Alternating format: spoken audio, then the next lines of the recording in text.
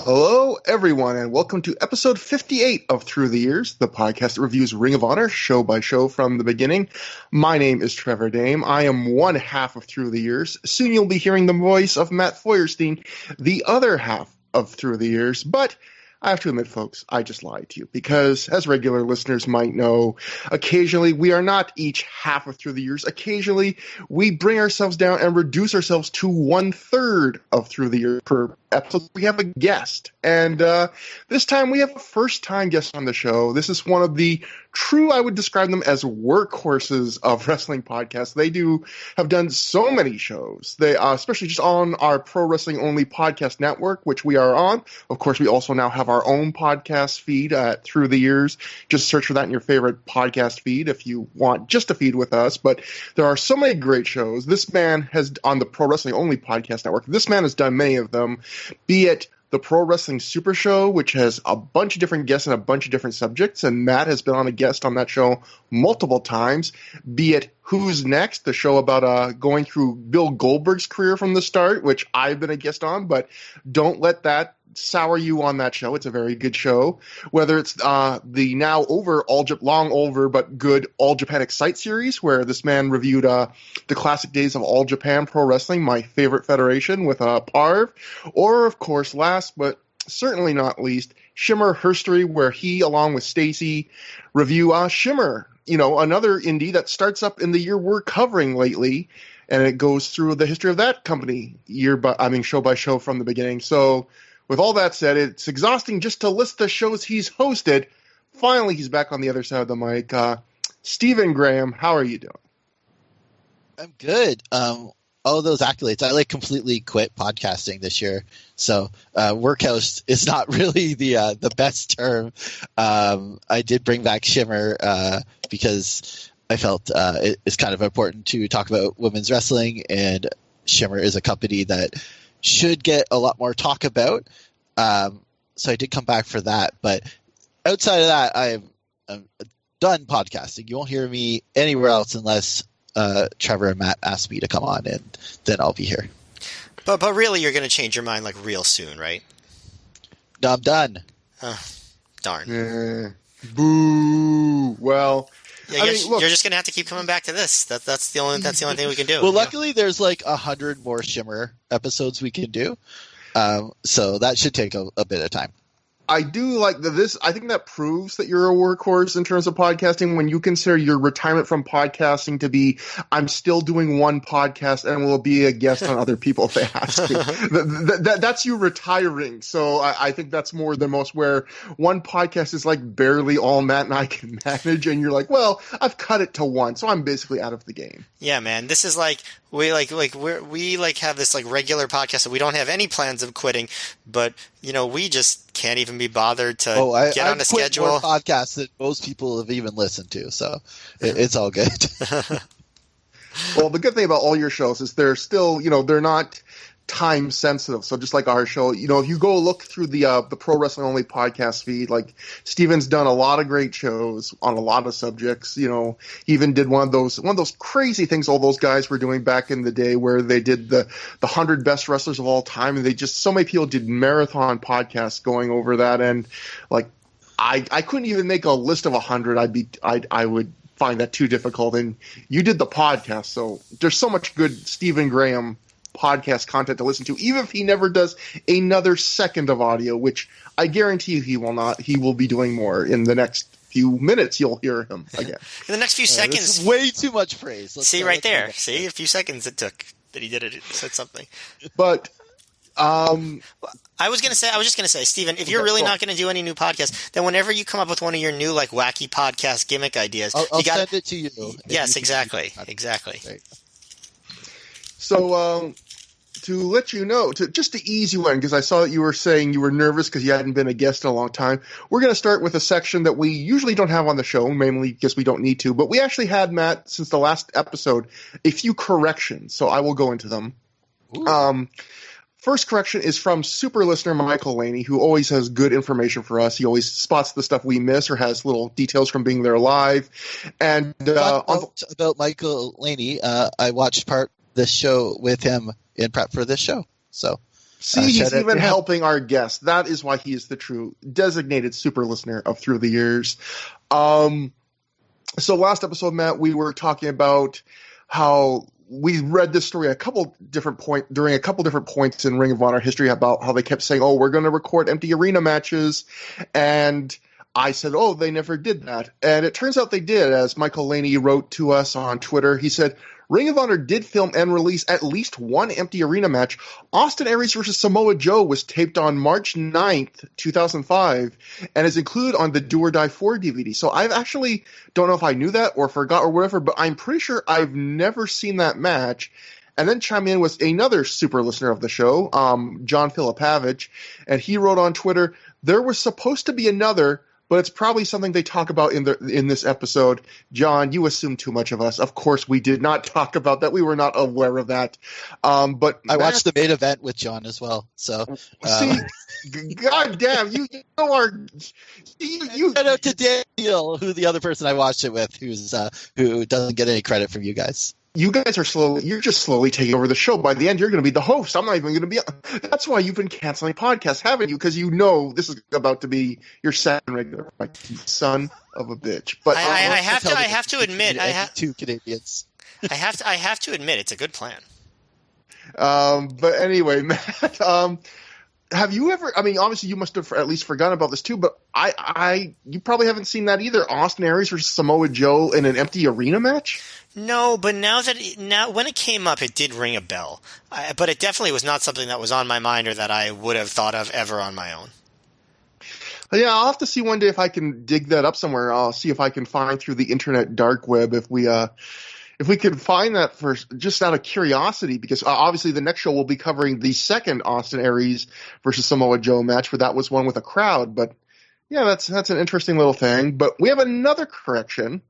On the last episode, Matt, I read a story where they were talking about how CM Punk they were taking applications for the second Ring of Honor class at the Ring of Honor Wrestling School. Well, I was wrong about that too, because Shane Hagedorn, who was, of course, a student from the first Ring of Honor class, who was a cameraman for many of these shows, a wrestler, and the co-host of an Honorable Mention podcast that we reference often, he wrote and said, so the tryouts you referred to are actually the third class of Punks that never happened. Rhett Titus would have been in that class. Shane continued. He said, but Punk stalled on a start date because of his WWE signing process starting. He says, actually, the second class started around Joe versus Punk 2. So actually, Punk never – or he was training a second class. He never did a third class. And in fact, I believe this is one of the first on-camera appearances, this show that we're going to cover tonight, of Bobby Dempsey, who must have been in that second Ring of Honor class. You see him like in the background during like a pull-apart or something. So again, the thing I always mention on this show, this is a show that is not afraid to be wrong.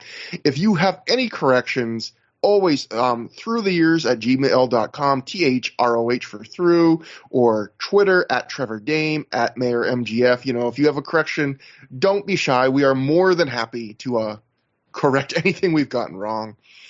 We only have one little bit of news to get to between the shows, because there was only like a week between the last show and this show.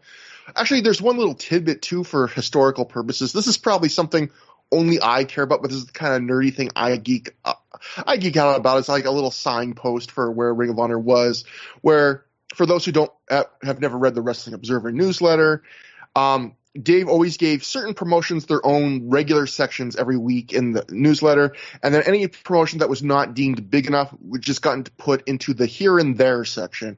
And this, the March 7th issue of the Observer, which I was reading for just to make sure, even though that happens like a week or two after the show, it was technically the first Wrestling Observer issue in history where Ring of Honor finally graduated from the here and there section to getting its own regular Ring of Honor section. So a little sign that the company was growing, at least in some people's eyes, that it was deemed worthy of being on the same level as, you know, TNA, WWE, all those promotions. So up until now, up until everything we reviewed so far, ROH has just been here and there. Yes, now Ring of Honor is the specific place, Matt. It is no longer here or there. It's a real boy. It is now everywhere. But, well, they've just had their third birthday. They've graduated. Yeah, That's right. exactly. They're no longer now they're a toddler. They're no longer a baby. But LOL, I'll pretend you said 3. Oh God. So the one little bit of news that happened, it's a very minor piece, but I thought there were some interesting comments about it. From the Pro Wrestling Torch, I'll just read this. Chris, the Masterpiece Masters, defeated Ring of Honor Pure Champion John Walters on Raw on Monday. Walters was not introduced, and his name was not mentioned by announcers, which indicates an agreement was made to not draw attention to him, since it hardly benefits Ring of Honor to have one of its champions lose decisively and quickly to a newcomer who is over in WWE. Wade Keller then added, I'm disappointed in WWE putting John Walters on TV in a squash loss to Chris Masters on Raw on Monday. Walters, who has worked a number of WWE dark matches and TV matches before, has never been squashed like that. Walters is the Ring of Honor Pure Champion. Vince McMahon talked on the ECW DVD about, quote, looking out for the little guys, unquote. WWE didn't have to protect the integrity of Ring of Honor's title, but it would have been a nice gesture. Anyone could have lost to Masters in a minute. WWE didn't learn anything about Walters from that squash. It's now going to be difficult for fans to look at Walters the same way now that he's lost to a green slug in a minute. Sapolsky, for the record, tells the Torch, quote, no, not at all, unquote, when asked if he thought Walters' squash defeat on Raw hurt Ring of Honor in any way.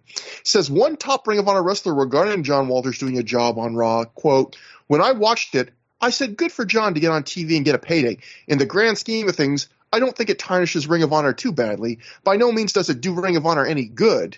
The booking agent probably had no idea what Ring of Honor is, unquote. The wrestler says Sapolsky is in a tough spot politically. He always tells us he wants to see us move on to WWE. He never stands in the way of any opportunities we might have. But it's got to be tough to watch what he saw on Monday. Guys, I think Wade's making too much. Whiniest little speech there I've ever heard. That was pathetic. I gotta say, this is like one of the things I actually love about Wade. He's just like the innocence. Like he's been watching. He by this point he had been having a newsletter for almost 20 years. Like I guess it would be like 18 years at this point, and he's still like, how? I mean, that's disappointing that WWE would do that. I mean, who would think that they would take a guy who's on a promotion that they don't even think about and squash him to a guy that they're trying to push. Remember when they brought Taz, the ECW champion, on TV to get squashed by Triple H? Like, come on. Yeah.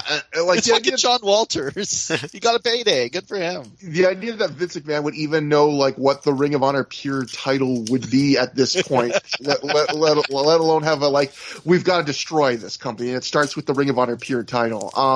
If you don't look up, if you don't follow Vince McMahon Googling on Twitter, it's a great follow and hilarious. Yeah, it's just one of those weird things. And there's another example of that later. It's maybe not as egregious as this, but when Samoa Joe and Kento Kobashi wrestle, before it starts, before the match happens, I think Dave Meltzer's it's not going to be good if Kento Kobashi goes over Joe. Like Joe's their star, and I think sometimes journalists in this era of Ring of Honor kind of They underestimated the crowd of that Ring of Honor attracted and their ability to kind of realize that the lay of the wrestling land, they weren't going to be like, oh, this guy lost a tryout match in WWE. Well, we can't take them seriously anymore. Ring of Honor fans, I think by and large, were not taking things like that. I mean, this was already 2005. It wasn't 1985. I think people are kind of stuck in an old school mindset. I mean, I assume they probably a lot of them still think like that to a degree, but no, it didn't matter at all. It's like John Walters could have literally gotten squashed on Raw every single week for a year, and if he was presented well in ROH and had good matches, it wouldn't really have mattered. I mean, maybe it would have mattered if after a year they probably would have been part of the gimmick, but you know what I'm saying. Yes. Just one last thing about that. Actually, never mind. It was not worth saying. Oh, okay. Okay. Matt, everything that comes out of your lips is just like a golden fleece for me. That's literally true, though. I have golden fleeces regurgitating out of me all the time, and it's painful. But something that, we'll see how painful it was. I don't think it was, but we'll find out what we all thought when we cover today's show, which is the Ring of Honor 3rd Anniversary Celebration Part 2. It took place February 25th, 2005 at the Montgomery County Fairgrounds in Dayton, Ohio, from a reported crowd of 600 fans. This was the first half of a double shot. It was the second of 3 third anniversary celebration shows. And we'll probably reference it multiple times during the show, but I just have to say, and not to exclude you, Steven, but I'm going to ask Matt just because he's rewatched every Ring of Honor show up to this point with me. Matt, I think this might be, in terms of just crowd reactions, the best crowd Ring of Honor's had up to this point. It's definitely was the most consistent, and clearly the one that was there to have the most fun. They didn't seem like there was no vibe of negativity really, and no trying to shit on anybody. I would say there have been individual matches that have gotten bigger reactions than anything on this show. But as far as start to finish, just being there for everything and just having a good time, I'd say yes. This is probably the best crowd they've ever had. Yeah, and it's funny because, a couple, one of the last Dayton shows, Gabe was outright saying, we got to draw more, or this will be the last show in Dayton. And it was, they were drawing below 500. Now, I think it's probably their best crowd. Not that's that much bigger, but in Ring of Honor terms at this point, the difference between, 400 and 600 was significant, and it's a really good crowd. So I give part of the credit for the crowd being so well I was trying to watch along with you guys every show, but Ring of Honor shows are fucking exhausting. There's so much happening so quickly, and every match is obviously not every match, but so many matches are trying to stand out, and it's just not an easy thing to watch. And so I was kind of actually fearing going on this show because I thought it would be really a lot of effort to watch the show. I might have to do it in 2 or 3 sittings. But this one was spaced out and booked in a much better way. It was shorter. It had a lot of varieties of matches, and it didn't overstay its welcome. So part of the crowd being so good and hot the whole show might just be that the booking was more conducive to that. Matt and I just covered a 4+ hour Ring of Honor show. So this show coming right after it was anything would have felt like a breeze to me. After. Oh yeah, this show really was one of the breeziest shows we've ever done, honestly, though. Yeah. So we opened the show with Homicide and Julius Smokes backstage. Homicide says short and serious. He's up 2-0 on Bryan Danielson in their best of 5 series, and tonight he takes on Danielson's homeboy Puma. Homicide says tonight he'll debut a spectacular submission, and he wants Danielson to watch as he's dedicating the move right to Danielson personally. Smokes then says sanitation style, sweep him, baby. Gabe says, cut. As usual, we get the usual, ooh, the camera stopped rolling, but not really, Ring of Honor segment, because Allison Danger walks in. She's now talking to a picture of Christopher Daniels. They're really selling that she's gone nuts. She's talking to the picture and saying that she's telling the picture that she promised Christopher a new prophecy, and now she has Homicide and Julius Smokes. Homicide makes a gesture. He obviously thinks she's crazy. Smokes calls her a bimbo and tells her that she needs to slow down. He points out that she made them a lot of promises recently about, the tag team situation, and that the Rottweilers ended up losing the tag belts. Smokes then just gets angry. He starts screaming, "Get!" over and over again, and she runs away in terror. So, opening segment to establish poor Allison Danger's new gimmick, which is just she's crazier than she was before. But given all the misogyny we've seen in ROH, bimbo is such old school misogyny. It's you don't even hear that word anymore. Might as well just call her toots. This was a mind trip to watch, man. After watching so much Shimmer, so you have the misogyny, which doesn't exist there. You have the weird thing you mentioned about how they kind of pretend that they keep recording even though they pretend the interview's over. Yeah. Which is so WWE, not knowing the cameras are there, BS. But they do that constantly, man. It's so annoying. I know, it's so weird. And then you have Allison Danger, who in Shimmer is this character who loses her shit if someone even pulls the tights or puts or cheats in any way, being this weird heel. This was kind of mind-boggling for where I'm at in my viewing lately, so it was something. And that brings us to the opening match. The Air Devils of Fast Eddie and Matt Sydal defeated the Ring Crew Express of Don Marcos in 8 minutes, 42 seconds when Eddie pinned Marcos after hitting the moonsault fallaway slam. So you might be wondering, I've never heard of the Air Devils before, and there's a good reason. They're a tag team that lasted exactly one match, this match. And what happened was, this was originally supposed to be Matt Sydal and, Matt Sydal's always in it. Matt Sydal and Joey Matthews and not Fast Eddie. And in fact, the name came from Ring of Honor actually had on their message board, they said, we're going to have a new tag team. It's going to be these two guys. Come up with a name. We'll choose the best name from the message board. And PW Insider wrote at the time, Ring of Honor originally planned for Joey Matthews to join Prince Nana's embassy during last night's Dayton, Ohio event. When Matthews was signed to a WWE developmental deal, the role in the angle was then given to Fast Eddie, who Booker Gabe Sapolsky has become increasingly high on while working with him in Florida's Full Impact Pro company. So apparently not only was this supposed to be this was not just a tag. This was supposed to be a tag match for the Air Devils with Joey Mercury and or Joey Matthews and Matt Sydal, but is actually supposed to end with the exact same angle that you'll see ends this match, where Joey Matthews was supposed to be in the embassy. So, Matt, what did you think about the match? And can you? I guess it wouldn't have been that different, but Joey Matthews in the embassy, that would have definitely. I think he made the right decision, knowing that he got a nice run with Eminem out of it. But yeah, well, I think it would have been pretty different. If you remember how this goes, Fast Eddie doesn't do that much once he joins the embassy. Not that he's done much in a long time in ROH lately as a face, but he's really barely used more in the embassy than he was before. He has a few matches, a few spot fests, but by the summertime he's pretty much done. And they transitioned more to Alex Shelley as being the embassy guy. And I think Joey Matthews, if he had stuck around, he would have been much more of a player. He was more established. He was used in more versatile roles and stuff. So, anyway, yeah. Also, it's funny that you say that the ROH message board, they suggested the name, but then the company picked the best one. It wasn't just like a straight vote, because Gabe mocked the name Air Devils a lot on commentary here. He was like, that's the best you come up with. The fans like to criticize the booking all the time, but come on, Air Devils. If he picked it, that makes it a lot cheaper if that's the case. But also other funny announcing things.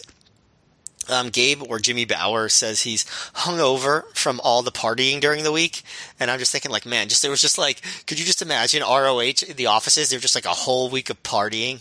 Could you just imagine how wild those parties were? They were probably I don't know, watching lots of wrestling tapes. I don't know what they were doing in the ROH party for a week. But yeah, as far as the match, there was some sloppiness here. I guess there were some okay spots too. But the beginning was pretty sloppy. I couldn't tell if that was the point, though. There was one time where Sydal accidentally hit Fast Eddie, and I couldn't tell if that was on purpose to build up to the turn, or if that was just an off moment. It was Marcos was on Eddie's shoulder, and then Eddie moved him into a wheelbarrow position, and Sydal was supposed to come off the top with a leg drop, but he leg dropped Eddie by mistake. It was really ugly. Do you think that was on purpose? What do you think? I think that was an accident, because one, it just kind of pick you fucked up chance. So if it was, I really don't think that was what it was meant to be. And also, Eddie Fast Eddie Vegas is half blind. Yeah, so of course it's going to mess up a move. That's right. Well, also, Eddie, if you watch the clip, he rotates. It starts where he's holding the guy up, so he's kind of facing Sydal or close to facing him, and then as Sydal's jumping, Fast Eddie decides to rotate his body so his back is to Sydal, and I think basically, I think he just didn't know how the move was supposed to be done, maybe, and it put himself in the position where all of a sudden he's in the spot where Sydal thought, the Ring Crew Express was going to be, and boom, you get that. I do think the one thing he did to kind of tease the the heel turn he would be doing afterwards is there is that one point in the match where Seidel does a big dive to the floor, and then everyone's chanting for Eddie to do a dive, and then Eddie like kind of teases it, and then it's like, no, I'm not doing a dive. And I think that's the point where you go, well, that he's supposed to be a face, like that's a pretty shit move to like disappoint the fans. And then of course you see, we'll get into it minutes after the match. Oh, it makes sense. Oh, he's a bad guy. Yeah, that's true. That makes sense. The one thing I'll say is, after Dunn and Marcos won their big scramble cage match the week before, like they are looking more like a competent team here. Like they're doing big moves. Dunn hits almost like a cutthroat driver style head droppy thing. They do like the demolition style elbow over the knee, and of course they end up winning the match. They lose the match, but they don't end up winning the match, is what I meant to say. But they get some good moves here. On the other hand, should they have won the match is something that I was wondering, considering that they just won a big match last week and the team that they lost to ended up breaking up almost immediately. And doesn't it make more sense to break up right after your team loses than right after your team wins?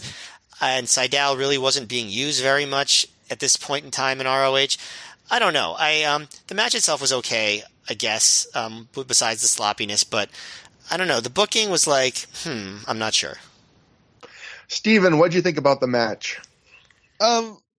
So I luckily I didn't get to hear too much of Gabe on commentary because like he's so inauthentic. It just bothers me, like everything he says. So luckily I was talking to people so I could just focus on the match and not have to hear him. So yeah, any comments you say, they're fun to hear in retrospect. But it was a good solid tag opener. I agree with Matt. The Ring Crew Express winning the main event of the last show and then losing to a team that is on their first tag match and are going to break up immediately is a little puzzling. But Ring Crew Express, they're really over. They're really like kind of your perfect underdog babyface, white meat babyfaces. And so it's fun to see here in the Ring of Honor thing because Ring of Honor doesn't have as much variety sometimes. So it's good to have people in their certain roles. But this match was a little weird where like a fucking gory bomb and a burning hammer by the Ring Crew Express were both treated like as nothing spots. That was a little puzzling. But I think the whole match was basically about getting over the angle at the end. And I think the match was kind of an afterthought, it seemed. Yeah, you guys covered a lot of my thoughts, but I thought this match was decent. The Ring Crew Express, they're one of the two acts I would put them in the same section with Jimmy Jacobs during the Huss years, which is right now, as two of the acts of Ring of Honor that are always more over than they're pushed. Like usually in Ring of Honor, guys, if they're over, they get pushed, and these guys, they always get a pretty good reaction. Some might say, well, they're just kind of this niche thing, and maybe they are. In fact, Matt, you were saying that this match was sloppy to start. I don't think it was intentional. I kind of think you kind of saw me. Like I remember when they came out and they got this big reaction, I thought, man, the Ring Crew Express should have gotten, a bigger push than they did in Ring of Honor. And then in the opening minute or two, when I watched them kind of do some sloppy stuff with Fast Eddie, I was like, well, maybe they were in the right spot for them. I'm not sure. And but overall, like you said, Matt, I thought they really uncorked a couple big moves that you usually don't see from them. And it was all action, even if there was a bit of sloppiness, including that one big botch. I agree about the booking. I feel like it almost felt like, well, they don't need the win. Sometimes in the Ring of Honor booking, there's a bit too much of this guy got a win so they can afford to lose, and this guy lost, so now he has to win kind of back and forth, because you can almost see the gears turning in Gabe's head of like, well, they just lost. I mean, they just won a huge match. They can afford to do a job here, and they've got the Carnage Crew feud coming up in the future because Carnage Crew is going to come back pissed that the Ring Crew Express beat them and knocked them out for 90 days, which was the stip of the last match. Couple little commentary notes, mainly the one thing you mentioned, Matt, which is that Gabe uses this match to kind of shit on the Ring of Honor fans, like they think they know booking, but they can't with a bad name for a tag team, which I was like, well, those are kind of different things. But then I thought it was funny because, like you said, Matt, Gabe really shits on the name, but then he says later on when Fast Eddie, which we'll get to in a second, he turns after the match. Gabe says something like, the fans spent all this time coming up with this name for his team. He's like, this is disgusting. I guess that name meant nothing to Eddie. I was like, dude, it meant nothing to you a few minutes ago either. You were shitting on it. And then also, Matt, we were talking the last show about how we were thinking maybe we're looking too much into this, but maybe there were signs that Gabe was starting to get fed up with Mark Nolte. There's a point in this match where Nolte out of nowhere goes, when I guess guys are cheating, he's like, no one wants to do anything in the right way anymore. He says, does anyone in sports want to do things the right way now? He goes, does anyone actually want to go into a wrestling match or on a baseball field? He just brings that out of nowhere and prove it. Or are they going to do it without taking shortcuts?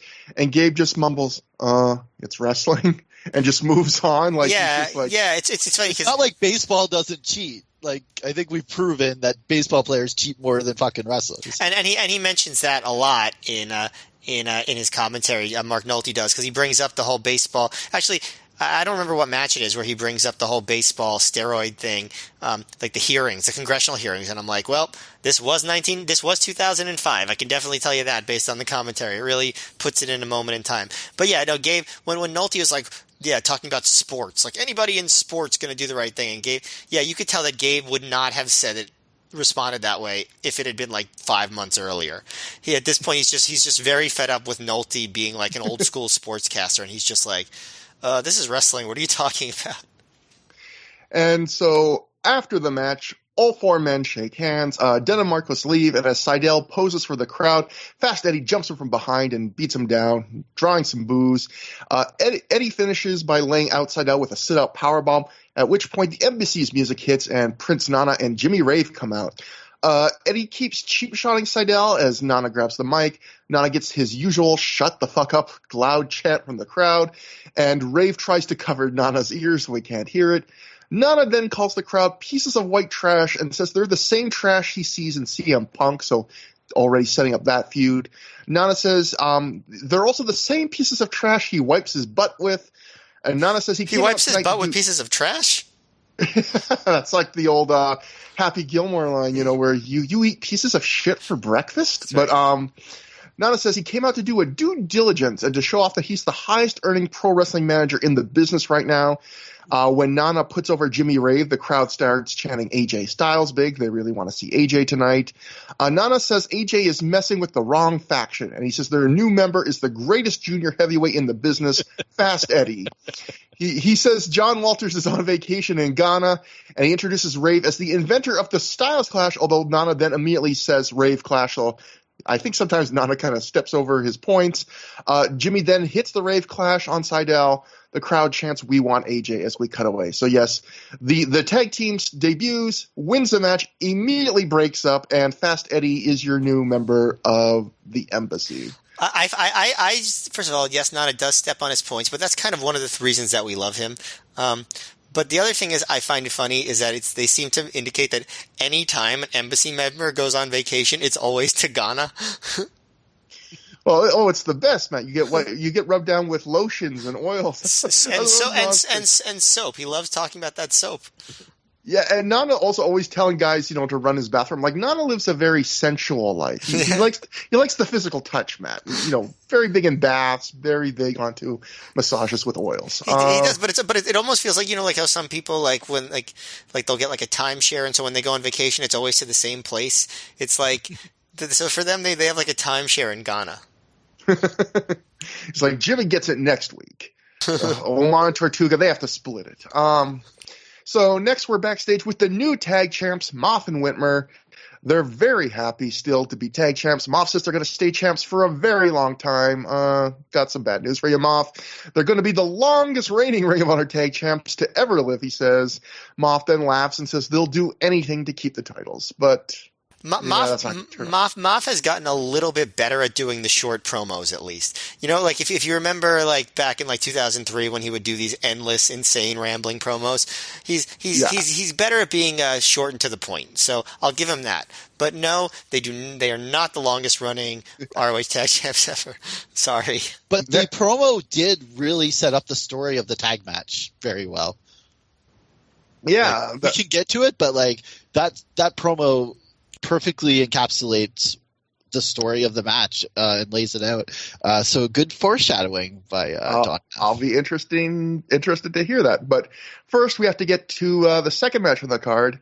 Homicide with Julius Smokes defeated Puma via submission in 10 minutes when he made Puma tap out to the cattle mutilation. So that was his secret submission for brand new submission for Bryan Danielson to watch, rubbing it in his face.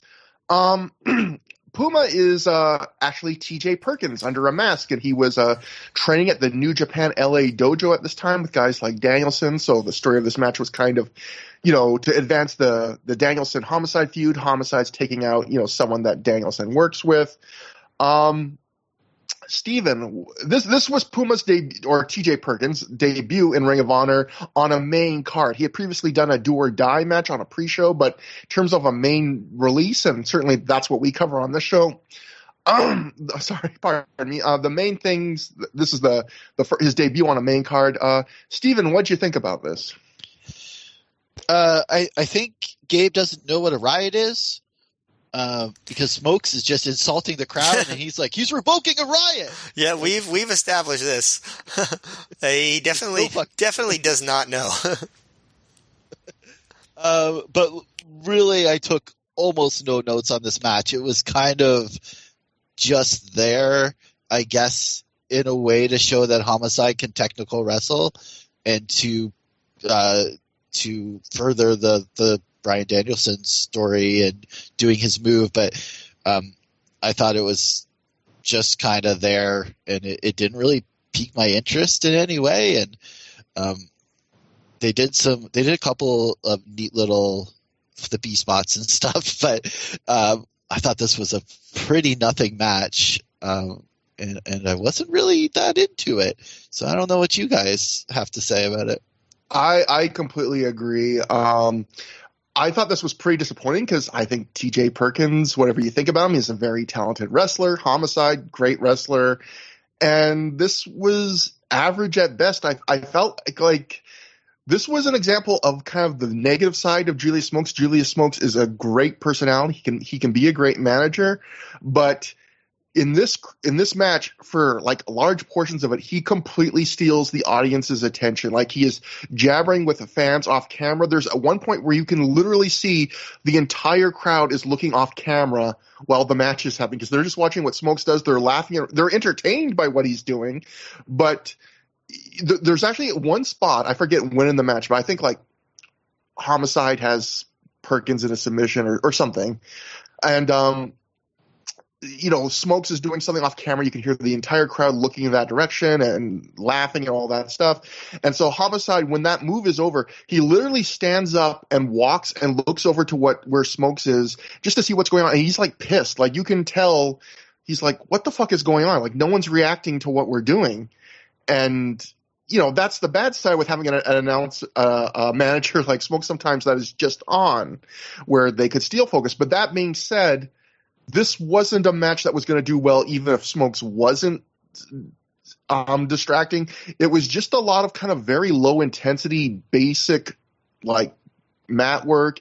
Occasionally they would pick things up, and then the crowd would get into it, but then they would slow it back down again. There were a couple cool things. Homicide hit a big double underhook superplex, which is a really cool move. And, the end is a nice, cute little thing to be like, oh, Homicide beats a guy Danielson trains with Danielson's own finisher. But, yeah, it just certainly not a match that was going to show off Puma or really get you excited to see him again. And kind of just a strangely disappointing match from Homicide. Matt, what'd you think? I pretty much agree with both of you. Maybe I liked it slightly more than both of you, but not much. I thought it was fine. I just didn't think it amounted to anything. Like, it didn't, like, nothing really came of it. Like, first of all, it was good to see Puma, everyone's favorite woke king, in in ROH. That was sarcasm. But I laughed, but I was on mute. Sorry. but yeah, but I agree with you about Smokes. He really distracted the entire crowd, and I can't imagine that, like, why he would do that. It doesn't make any sense. But there was one line that he had that I thought was legitimately funny, because a fan yelled to him, "You smoke crack." Oh, yeah. And he yells, "With your mama," which I think is probably about as good of a comeback as you can make to that line. So, way to go, Julia Smokes. But Puma, I mean, there was just not much to the match as far as, like, there was a bit of a chop battle. And Puma did this, like, really weird sunset flip where his head is, like, in this very weird position where his head is, like, tucked, like, down. I can't even explain it, but, like, they went with it anyway. I don't know. But yeah, other than that, not much to the match. I will say I like that Homicide, more than any other of the quote top guys, will do these low card matches with guys that, you know, you might not think. Like, he did it with Nigel McGuinness, he did it with Josh Daniels, he did it with Puma. This was obviously the worst of them, but it's cool that he does that, because it's not like you see Samoa Joe or even Danielson or Punk doing, like, second match on the card with some random up and comer. But Homicide will do it, and he's pretty happy to do it. So that's commendable at least. But this particular match was really not worth watching. Yeah, and that's a good point. Like, he's a very I would say generous wrestler, usually in his match layouts. Even, like, when he does, I mean, that's why this match kind of stood out, is just that Homicide's usually really good at letting guys, kind of a new guy, shine even in a loss against him. And I don't necessarily think this was all Homicide's fault. I just think it, for whatever reason, it didn't work and the crowd was distracted. But after the match, Homicide refuses to break the cat of mutilation for a while. Smokes gets on the mic and he gets his own "shut the fuck up" chant. Homicide reapplies the hold as Smokes calls out Danielson, saying that they destroyed him in New Jersey and they destroyed him in Boston, and now they've destroyed a student. Danielson runs to the ring, and the second Ring of Honor class students hold him back, including Bobby Dempsey, which I think is the first time we see him as a student, I think.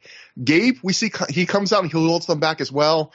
Smokes then calls Danielson a cocksucker, which for some reason, the idea of calling Bryan Danielson a cocksucker, I don't know, maybe because Bryan Danielson seems like such a nice, innocent guy, it just made me blurt laugh when I heard that, and that's what we cut away on. And I guess the other thing we should mention about the last match is during it, Gabe says that Homicide and Bryan Danielson have both been told that if they touch each other tonight, they'll both be fined their night's pay, which will come into things later, and I guess explains partly why everyone was just trying to hold Danielson back. So this was so bizarre because Danielson tries to come out to save his friend from a 2-on-1 beatdown, and the Ring of Honor locker room says, no, you can't go out there and save your friend. They are allowed to beat him up as much as possible. They're very bizarre. They're much more concerned with Bryan Danielson's money than they are with the well-being of Puma. Of Puma. Well, maybe Puma was backstage pissing everyone off with his fucking BS. Yeah, it's possible. He just wouldn't stop having bad basketball takes, and people just were getting annoyed. But we joined then the debuting James Gibson, who is backstage with Spanky. Gibson says tonight is a big opportunity for them. There's no writers, there's no coaches, there's no one to influence or tell them what to do. Spanky says they've been pals for years. He has the utmost respect for Gibson. And Spanky is really excited to wrestle James tonight without people backstage telling them the 15 things they can't do. He says it'd be like if an artist was told that he can only paint with yellow, green, and purple, but then they're told, go nuts, you have 15 minutes. They shake hands. Gibson says that he always felt like they had the ball and chain on Spanky, but tonight it comes off. This is something they did in the hype to this match online. They do it when the match happens in a little bit, and they certainly did in this segment. They really tried to build this match around WWE, had both these guys. They told them that all these things they couldn't do. They really restricted them, and in a way, I don't mind that because that it was kind of the selling point of Ring of Honor, which was, that we give our wrestlers a lot of leeway and we kind of give them a lot of creative freedom. But in a way, a lot of these kind of promos and sell job, they kind of verged on being almost like Russo shootish, where you're talking about writers telling you moves you can't do. Like you're getting kind of close to basically just breaking, like the reality that kayfabe wrestling is the word has. you're Yeah, looking for. exactly. The Matt, am I crazy in that, or am I overthinking this, or they tried to straddle the line. They didn't go over the top by saying like this is fake, but like they kind of like were like borderline with it because they were sort of like the implication, like you could have argued, was that they were wrestling, but they couldn't do certain moves, which obviously like in a real fight, or like that's not really possible, right? You're going to do the thing that you need to in the moment to win, right? yeah. But so it's tough. They have 15 minutes comment that was just like Russo could have wrote this fucking promo. Right. But actually, a little too much CG. But what it actually felt like to me, less than a Russo promo, was more like a 2002 ROH promo, where everybody backstage was being like super sincere, but also talking about how they want to put on the best match and steal the show and like all this stuff. And it's like, it kind of takes you out of it a little bit, but it's also like a mission statement thing. But Trevor, did you see what I mean? Like this felt like it was sort of out of like a 2002 ROH tape. Yeah, it was. Yeah, because that was definitely in 2002. It was a lot of, again, like, I think they were trying very hard the idea of like, we're the alternative just because you won't see this kind of match on blank, Yeah, it was sort of like a promo between like James Maritato and Tony Mamaluke, like where it's like, I want hey, stop doing the FBI gimmick, and you got to be a serious wrestler because ROH is about wrestling and like stuff like that. And we'll get into it, but I think it does kind of hurt them slightly. We'll get into that when the match comes up. But first, we have Colt Cabana defeating Nigel McGuinness via pinfall in 12 minutes, 8 seconds using a roll-up. This was, I think, my second favorite match on the show. I thought this was like low, very good. I don't know, like 3.5 to 3 3/4 stars. I really like this. This is a very unique match for Ring of Honor at this point. This is probably the first match Colt's had since his return from his little UK excursion in late 2004, where he really gets to kind of show off what he learned, because this match with Nigel is pretty British influenced, I would say, and it's all, apart from some work on that arm work in the final minute, there's like no strikes and no like impact moves, like no slams, no drops. It's just grappling and reversals and counters, and it's really fun, and the crowd loves it. They just eat it up. And the thing I love about this match is I like out and out comedy matches. I like out and out serious matches, but I feel like a lot of the times people act like it has to be one or the other. And I feel like this is a great match to watch if you want to see a match where there's some fun, there's some humor, the crowd's laughing at a lot different points, but at no point does this feel like a quote unquote comedy match. Like it always feels like these two are trying to win a match, and they also get across like it's that feels like a friendly competition. Like they're both trying to win, but they're both faces. They don't hate each other. They're both kind of having a good time, but it's still a competition. Like Nolte at one point on commentary breaks out the old, it's a chess match, which a lot of commentators use that for different matches. But this match, it did kind of feel like, these guys were trying to outthink each other and out counter each other and out one up each other. And it's a match where there's not like one big highlight. It's just really a little bit unique. And it's a match again with no big high spots, so to speak. And it never loses the crowd. The crowd eats it up. Matt, I wonder if I'm going to be the high vote on this. What did you think about this? I don't know about the star rating, but I definitely thought it was a great fun. Like just that's the word that you could definitely, everyone will probably agree, at least as far as a word that can describe this match, is fun. There is a lot of humor and laughter and stuff. Although I can't always tell what they're laughing at, like it's like they'll do like a wrist lock, and Colt Cabana will. I mean, I guess it's just like his mannerisms and like his timing and stuff. But it's not like the laughing is like based on joke stuff. It's just more like he'll be like, no, and then like switch around or something, like do a reversal. It's not like there's like out and out jokes, but it's hard to even, pin down exactly all the different stuff they're doing. But yeah, it's definitely the most like World of Sport influenced of any ROH match yet. I mean, certainly if you watch a World of Sport match, this is not as hard hitting, and it's, the pacing is a little different and the vibes are different. So I wouldn't quite say it's that style of match, but it's definitely influenced by it. And the crowd eats it up just as much as they would eat up any like indie spot fest. I mean, like, I guess the one thing that people might not love about this match would be like how much it feels like they're, like it's almost like a tribute match to a certain style, as opposed to a match in the style, because, Colt, I think it seems like, is probably like getting used to doing it. Like he went to Europe just a few months earlier. He hadn't really done a match like this before. Nigel obviously feels a little bit more at home in it, but they both are, doing a good job at enjoying it. And, you're right. There's not a lot of big spots until Nigel gets on that arm submission, which Gabe calls again as that arm submission. I love that. I wonder if anyone has acknowledged that is just what the move is called now. And Colt wins with like that, that whole like artful dodger, is that what they call it? Where he like crawls under the legs and does a leapfrog and a roll up out of nowhere.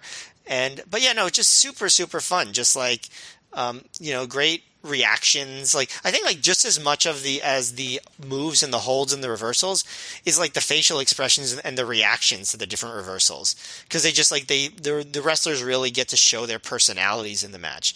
And Nigel really hadn't had much of a chance to show his personality yet. As surprising as that is, because, he had a great personality over the years, but this is really the first match where he starts to show a bit of a character. And I think that's good, and that enhanced the match a lot. And Colt is always Colt. So yes, fun. That's what I would say is about this match. And Steven, the one thing we didn't mention, I think this is a surprisingly noteworthy show. And one thing I think, and Matt can correct me if he can remember otherwise, I think this is a little piece of Ring of Honor history, because this is the first time I believe we've seen Nigel rebound off the ropes, except he doesn't rebound into a lariat. He rebounds into an attempted schoolboy that Colt counters, but he goes into the ropes. He leans way back in them, just like if he was going to do the rebound lariat. And he just does a completely different move. But I think that's the first time we've seen that. So a little piece of Ring of Honor trivia there is the first rebound was this show. What did you think about the match? And are you a huge fan of rebounds? No, I think you should take your time before you get into something serious. But did you guys mention on any of your podcasts that Nigel comes out with a fucking iron? I think this is the debut of the iron. Maybe I could be wrong about that. I could definitely be wrong and just have not noticed it. But he definitely has the iron a lot over time. And I was actually going to ask Trevor this. Is this the debut of the iron, or have I just completely just ignored it the last bunch of times? See, I can't remember, but I'll say this. If it's not the debut of the iron, it's very early, because I think we would have known if we had seen it a lot. I think it might be the debut of the iron. And can you imagine having to take that with you, and traveling? Or does he just go to every city and go, guys, do you have an iron? I have the sticker to put on it. You have an iron? Well, how do you think he keeps his clothes all nice and straight? If he's a real punk, he doesn't. Oh, okay. Burn. No, I mean, call him the punk card. Well, that is sort of his look, right? Yeah, kind of a 70s punk thing, yeah. Exactly.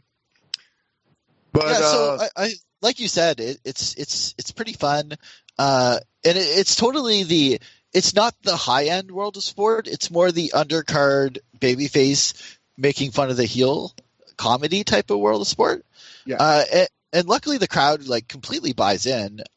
So it's just it's just a really good blend of technical wrestling and comedy. And clearly setting up things to come, which is, good. They have obviously good chemistry, and you guys will. It sounds like you might have a treat with these two facing off again. Yeah, this will be something we'll see more than once. And I guess the last thing I'll say is, Matt, you made a point I want to bring up, which is, you mentioned how a lot of the times the crowd was laughing, and they weren't even laughing at a big comedy spot, because there weren't that many big comedy spots in this match. I agree. There was one spot where Colt wants to get a headlock, but Nigel keeps moving his head, so that's kind of a comedy spot. And there's a spot where Colt keeps encouraging Nigel to run the ropes, but then he keeps sticking out his leg to trip him, and Nigel keeps catching him like, hey, I know what you're doing.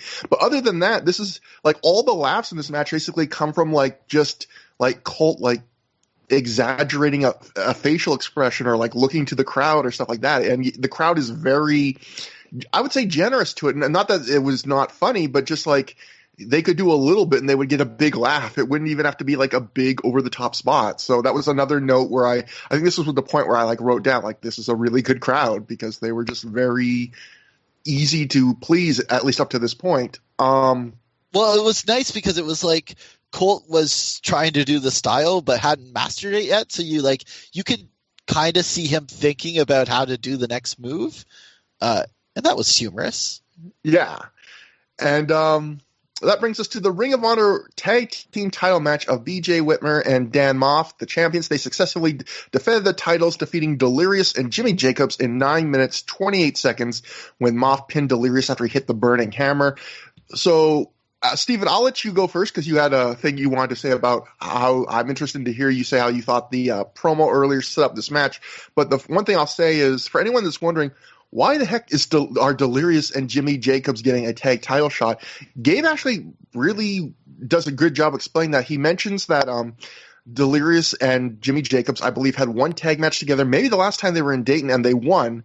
And based on that, Ring of Honor immediately booked them on this show to face Moff and Whitmer in a tag match. But since then, Moff and Whitmer have won the tag titles, and rather than change the match or not have the titles be on the line, Moff and Whitmer decided, well, yeah, we can keep the titles on the line. And so I appreciate like when Gabe does stuff like that, where it just takes a couple sentences and he just explains like, yes, these guys technically probably wondering they don't deserve a tag title shot. Well, here's why. And it all makes perfect logical sense. You go, oh, I get it. And, Steven, I'm interested to hear what you thought about the match and what you thought about the story of this match.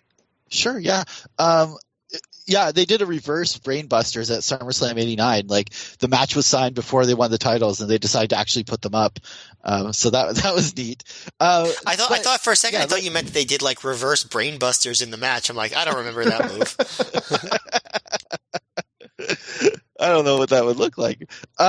So they said in the promo there, like, we are going to be champions a long time, and they had won the titles before, and it was that round robin-y thing where they lost them on their very first defense. So here they are. They have to defend the titles again for the first time, and they have decided they are not fucking losing the titles on their first defense, right? So they come out insanely super aggressive and just utterly destroy them. And it eventually leads to them missing, I think it was Moff misses a cannonball into the corner, and Jacobs gets this hot tag. And they're just after Jacobs had been a really good face in peril, and then Delirious, the other partner, I forgot his name for a second, he was a really good face in peril, and eventually it led. So you had this super hot opening with Moff and Whitmer just killing them, and then Delirious and them, they got some offense in, and then Moff and Whitmer seem to be in control. Whitmer goes for a fucking powerbomb off the top rope, which is countered into Frankensteiner, where Delirious hits a senton right after with like one of the most amazing near falls I've ever seen. Like, I think most people bought it, and because they lost the titles on their first defense before, you can kind of see how people would buy it. And it was so close. That was such a great moment. And then you can see when they were like, shit, we almost lost them on our first defense again. They just go into hyperdrive, and Moff just absolutely kills them. Whitmer just destroys him with a Rich Clutch Exploder. They take Jacobs to the floor. They just do these insane, like, pick him up and battering ram him into the guardrails from like one side to the other. Just destroy him, and then they go in the ring, and it's a burning hammer by Moff on Delirious for the win. And the story of them just like not wanting to lose the titles, and then almost happening, and them just unleashing hell. I thought was beautiful, and that near fall was out of this world great. So big thumbs up for me on this one.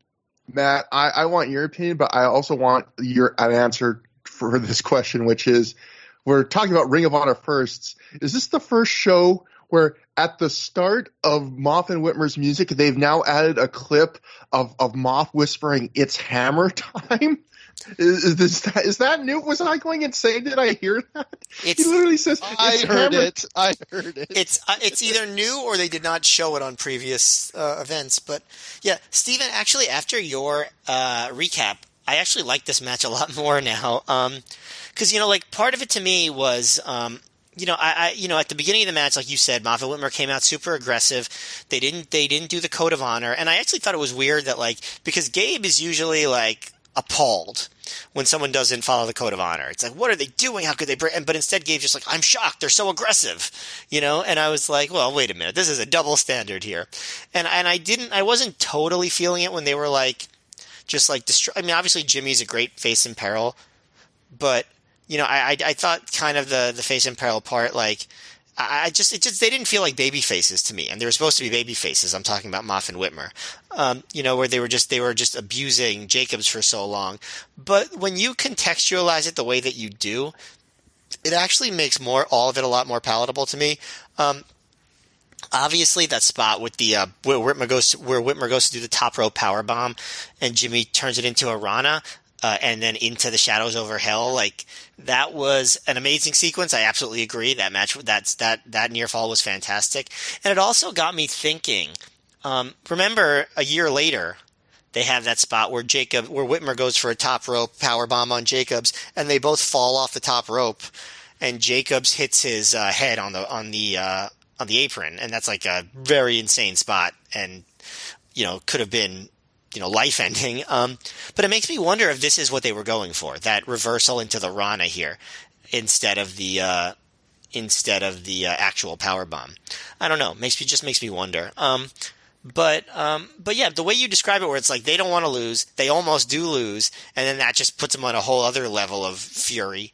I actually do appreciate that. So this match, I'm bumping it up a notch in my mind. But watching it, I was sort of like, it was odd. It was okay. The ending was really good, and I'm not sure why they made Moff and Whitmer feel like heels.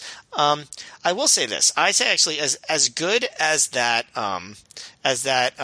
power bomb into shadows, to the Rana, into the shadows over hell near fall was, my favorite spot of the match is when they hit those really cool reverse brainbusters. Oh, you little scamp.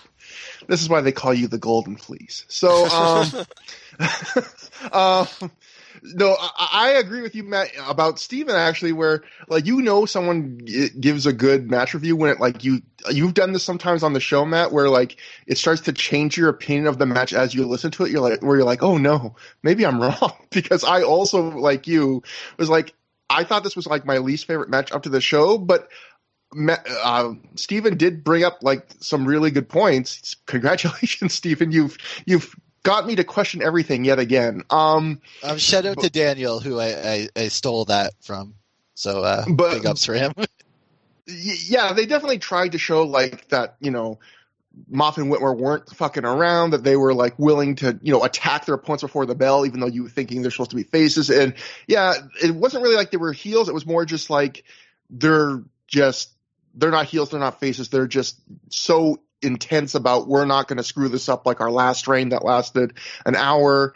I felt like this was, though, the problem, and Matt, I think you were talking about this, you were kind of alluding to this, which is, I feel like the opening is hot and fun where they're brawling, and the end with the big spots is fun. But when most of this match is like a long face in peril for Jimmy Jacobs, who's great at playing a face in peril, but this is a face in peril where I think he gets like zero offense. Like, he doesn't get like one move, I don't think, until it's time to make the tag out. And I think that's really hard for a lot of tag teams. Like, that's the hardest part, even though it seems easy. I've just seen so many tag teams where when they have like a long string of time to control the match, they kind of have a hard time keeping the crowd engaged. And I felt like some of their moves offense was interesting when they were in control, but some of it wasn't. And it was like the first time of the night you could hear the crowd get a little quiet. But then going to what Steven was saying, I feel like the super power bomb being turned into the Rana in midair was the biggest pop of the entire night. And if you want to ever see a crowd like go from 0 to 100 in terms of reaction, like watch this match for that moment where you can all of a sudden hear them, they're kind of like, this match is just a match.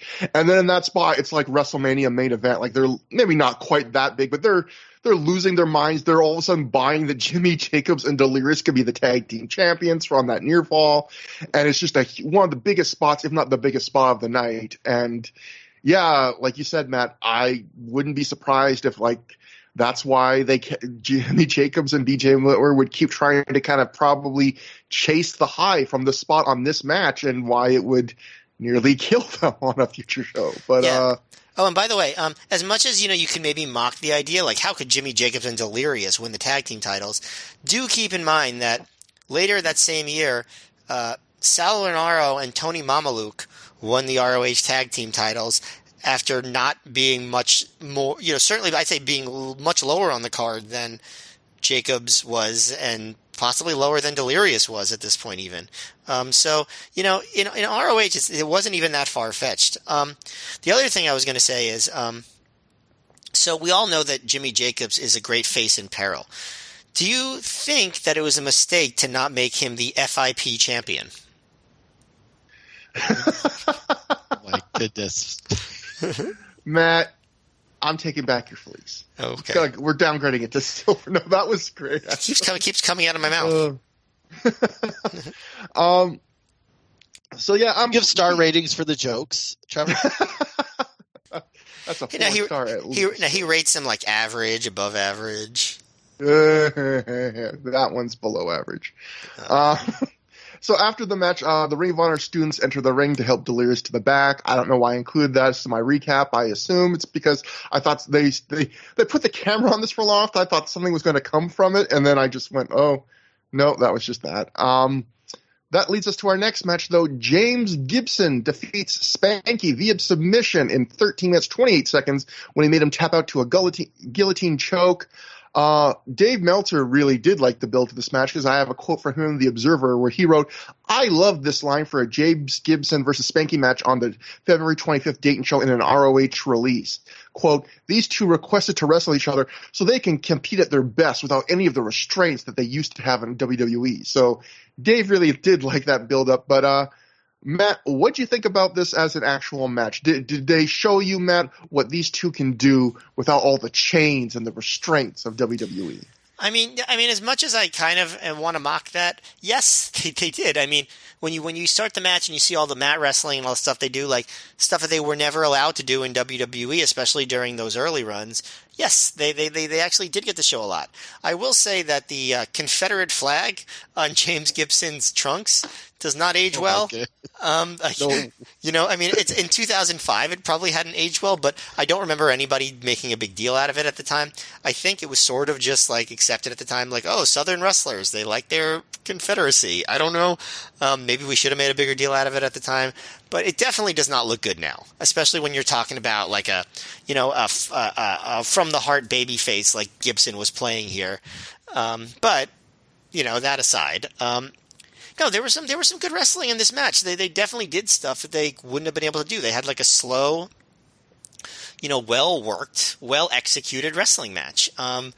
There were some cool spots. Like I don't know if I've ever seen this before. Even at one point, James Gibson went for a La Magistral roll up, and Spanky actually like countered it.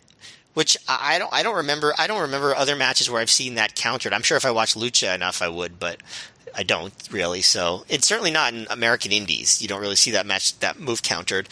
But yeah, when Gibson is working over Spanky's arm, he was working over it slowly, but everything looks good. Spanky does gets some cool near falls. He does a frog splash. He goes for a top rope Rana, and then Gibson turns it into a roll up, but then Spanky turns it into an arm breaker, which Gibson turns into a clover leaf. So they had some good reversals. At one point, Spanky went for a sliced bread number 2 out of nowhere, but Gibson catches him and just hits a neck breaker. The one thing I will say that I was annoying was Nolte's like screaming to put the match over. This was not one of his best performances, especially down the stretch, because I don't think this match called for screaming. I think that not too many matches do, and this wasn't one of them. But at one point, Spanky went for a super kick. Gibson caught it, spun him around, went for a Tiger Bomb, but Spanky turned that into a roll-up, and that got a near fall. And actually, the crowd kind of bought that one, and I kind of did too. I thought that might be the finish. But then Gibson hits the double underhook DDT in the front guillotine and gets the tap out. They got a big ovation. I thought the match was nothing fancy, but it was what they advertised. It was just a straight-ahead match. It had enough of a story to be engaging. It wasn't like super in-depth in its psychology, but it was engaging. It was solid. I thought it was good, and I thought they delivered what they said they would. So, I thought this was a good match. I thought it was 3.5 stars. That's a good, solid match. Nothing to be ashamed of. The one thing I would say where I thought the selling of this kind of let it down is it did build it up a little too big in my eyes, because the way I would look at it is this, which is this match was about, they were saying, this is what these two can do, that they couldn't do in WWE. And I agree, they couldn't do this match in WWE. In 2005, James Gibson and Spanky are probably not getting 13 and a half minutes. They're probably not getting to do this many near falls and big moves. They're definitely not getting this level of crowd reaction probably on the C show opening up a taping that this would be on. At the same time, while this might be a special match compared to what they can do in WWE, this was you see this kind of match in Ring of Honor pretty often. And so having the commentary keep selling over and over again that you won't see this kind of match in the WWE. Well, the other half of that is you see this match in Ring of Honor a lot. It's kind of like they're trying to sell you. I wrote in my notes, it's kind of like Ring of Honor's trying to sell you how great fresh squeezed lemonade is, but they're trying to sell it to people that already live on a lemon farm. We buy Ring of Honor DVDs. This is not special to us. This is good, but we already know these guys can do this kind of match when don't have the restrictions, which is why we're buying Ring of Honor DVDs at this point. And there is one weird line where Gabe says at one point, as a way, he's trying to compliment this match, but it doesn't come off that way. He says, Gabe says at one point, you won't see a match like this on SmackDown because this doesn't draw ratings, he says. And he says it like it's a big compliment, but it's isn't that kind of shouldn't good wrestling? He's this match doesn't draw ratings. But this was, I thought, a good match. Yeah, absolutely. It was kind of similar to the Nigel Colt match, not in style, but in the sense that it felt like a good, friendly competition. That felt like they were both trying really hard to put on a good performance, but they didn't go too crazy. I agree with you, Matt. There were some really cool moments. I really liked the arm bar being countered into the Texas Cloverleaf. I liked walking the sliced bread number 2 being countered mid, walk up the turnbuckles into the neck breaker. And I really appreciated James Gibson here. James Gibson's one of those guys where he doesn't do anything that's you've never seen before or is necessarily a real wow, but he's one of those wrestlers where what makes him cool is not what he does, but how he does things. Everything he does is just so crisp in execution. It's so snappy. He's just a really polished performer in the best sense of the word. And just watching him do simple stuff is really satisfying just because everything he has good impact and it's kind of the opposite of a lot of indie guys where they do really cool things, but maybe their execution's only 80% there, He's the opposite. It's just really good stuff. And one last thing is Spanky really did a cool move, which was almost like he did a stunner, but a stunner where he kind of brought the guy's head down onto his knee instead of onto his shoulder, which I thought was a really cool move. People should rip that off if no one's doing it. But Steven, I've prattled on long enough. What did you think about the match? Nolte was really irritating near the end of this match, but it's really weird with Nolte because sometimes he makes really good points before he gets into these very annoying states. He made a point about how when you're going to the top rope, it's not about how many flips or whatever you do, it's about how quickly you can get to the top and then back down to not give your opponent a chance to get up. So it's weird. He's smart and he has good points, but then his completely shits on things and doesn't get the story and over exaggerates, and it's very weird. So it's kind of a fun ride with him, because at any moment it could be garbage announcing or like a really good point. But for this match, yeah, like you said, I think the thing that stands out to me is James Gibson. He was so polished and he's really smart. Like a lot of the things he did, he did the little things very well, which oftentimes those are kind of forgotten while you're going for the bigger stuff. So it was like, this match is a little bit different than some of your Ring of Honor matches, because Gibson is so, like, he's doing all the very small things so well that it is a pleasure to watch. It was kind of old school in a way while still being a Ring of Honor match. So it's a little bit of a change up. I wonder if Gibson, as he gets more into his Ring of Honor run, goes for more of the Ring of Honor big style, or if he keeps those little things in the polished WWE style that he gets from working, like 100 more matches a year than some of these people on the indies. So that'll be something for you guys to look out for. I'm giving you homework for future shows. But yeah, I really enjoyed this, and it was worked very smart.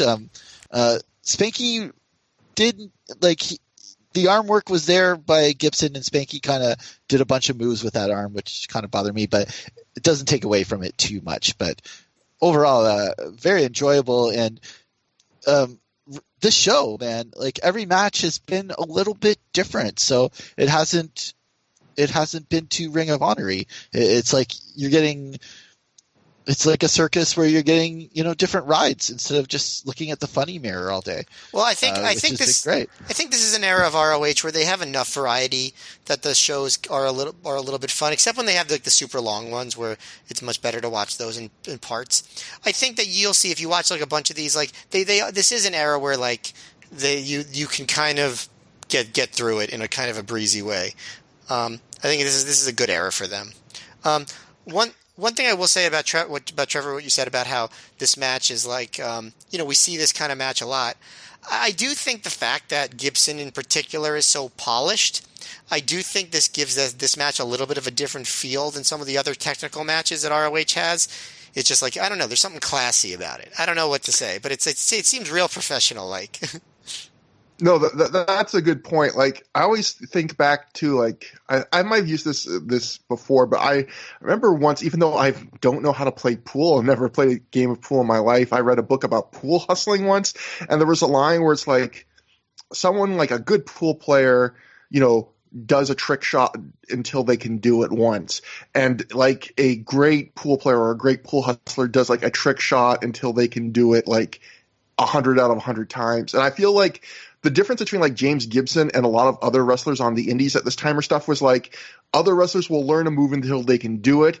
And James Gibson, or even though he's a horrible guy to bring up, Chris Benoit of this era, were guys who you could tell every move they did it until it was perfected. Even simple moves, if it was going to be a clothesline or a hip toss or whatever, they weren't going to be just satisfied with I can do this pretty well. Everything had to be kind of drilled till it was just exact and looked great every time and was fluid, and and that's the difference in polish. It's not that he's doing things that no one else can do. It's that he's just his work is at a higher standard on the little things. But Stephen, I thought you made a couple great points about we will take the homework, teach. We will find out the evolution of James Gibson, and I did miss that too. Spanky did have his arm worked on, and it didn't really lead to anything other than him grabbing his arm at pain a couple times. It didn't really change the match. So I agree about that too. That's a good point. And my last little thing here is at one point Gibson just throws one hard chop. It's a really hard chop, but he gets a round of applause from it. And Gabe uses that moment in the match to praise the crowd. He says something this is a good crowd. They didn't come here to overanalyze things or second guess things. They're here to have fun, and the wrestlers are feeding off of that. And you could tell that it was kind of a pointed message to other Ring of Honor crowds. I felt Gabe was maybe not in the best mood with the fans at this point, because at this time of his life, because, it was going back to that opening match where he basically was like, the fans say they know what they could book better than me, but hey, they came up with a bad name for a tag team and like this. And I guess the one thing that kind of bugs me about this line is just the fans are just here to have fun, like good fans are just here to have fun, and they don't overanalyze things.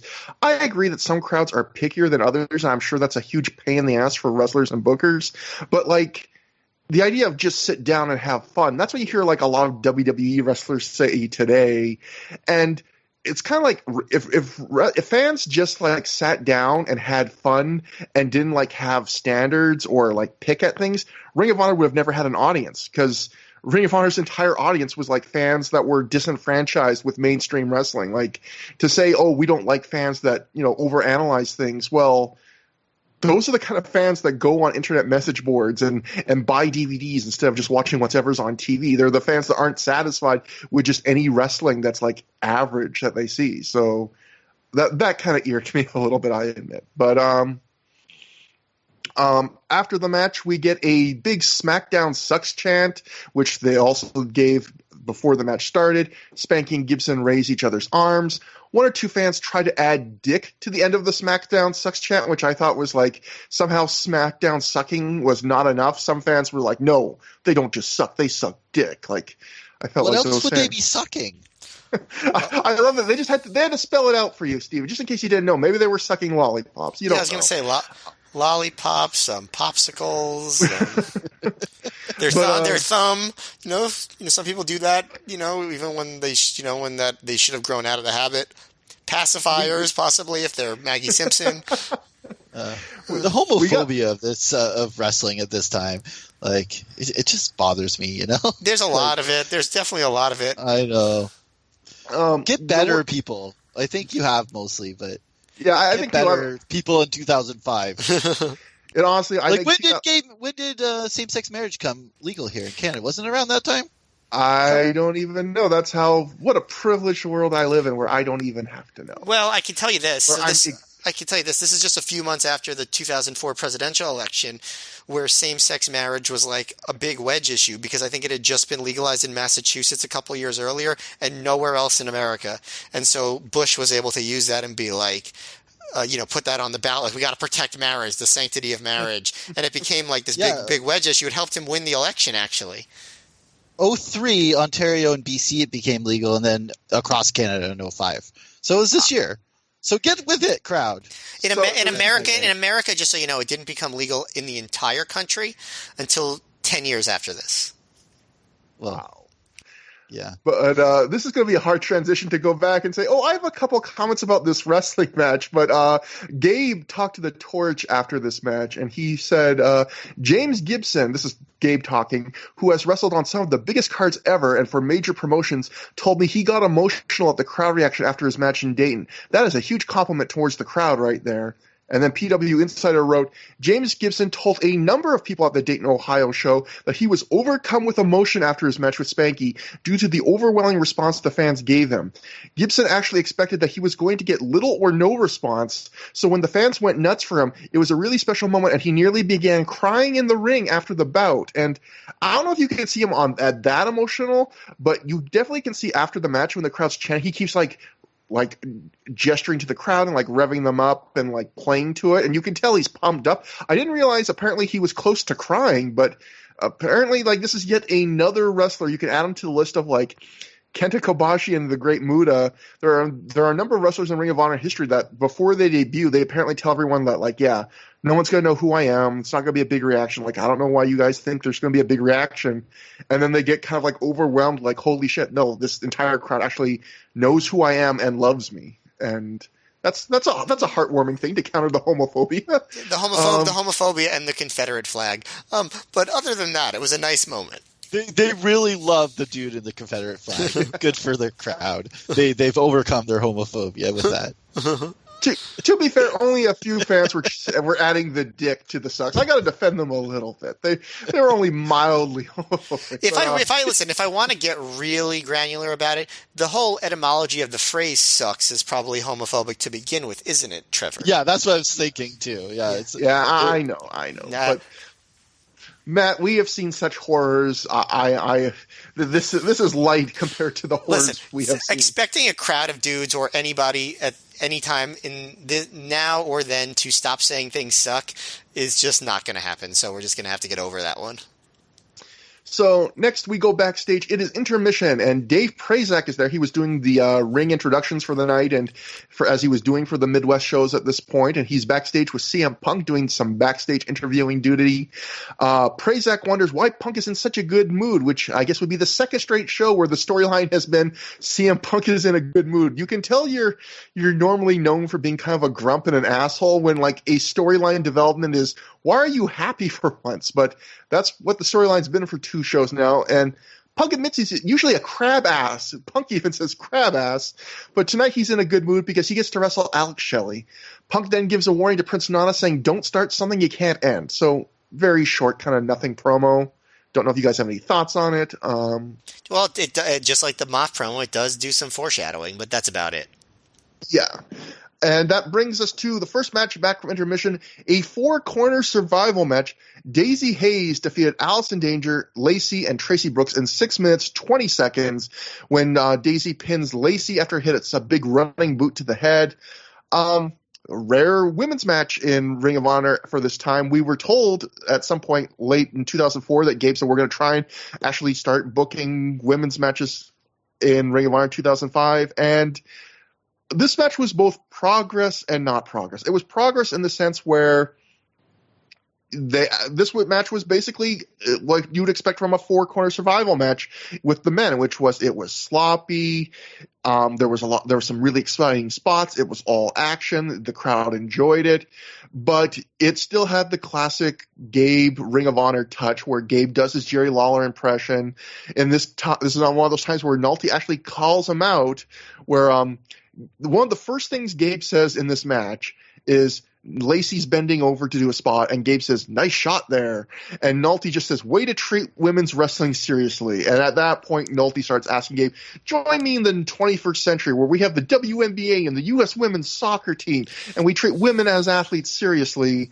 And apparently it took Nolte till February 2005 to get there himself, so...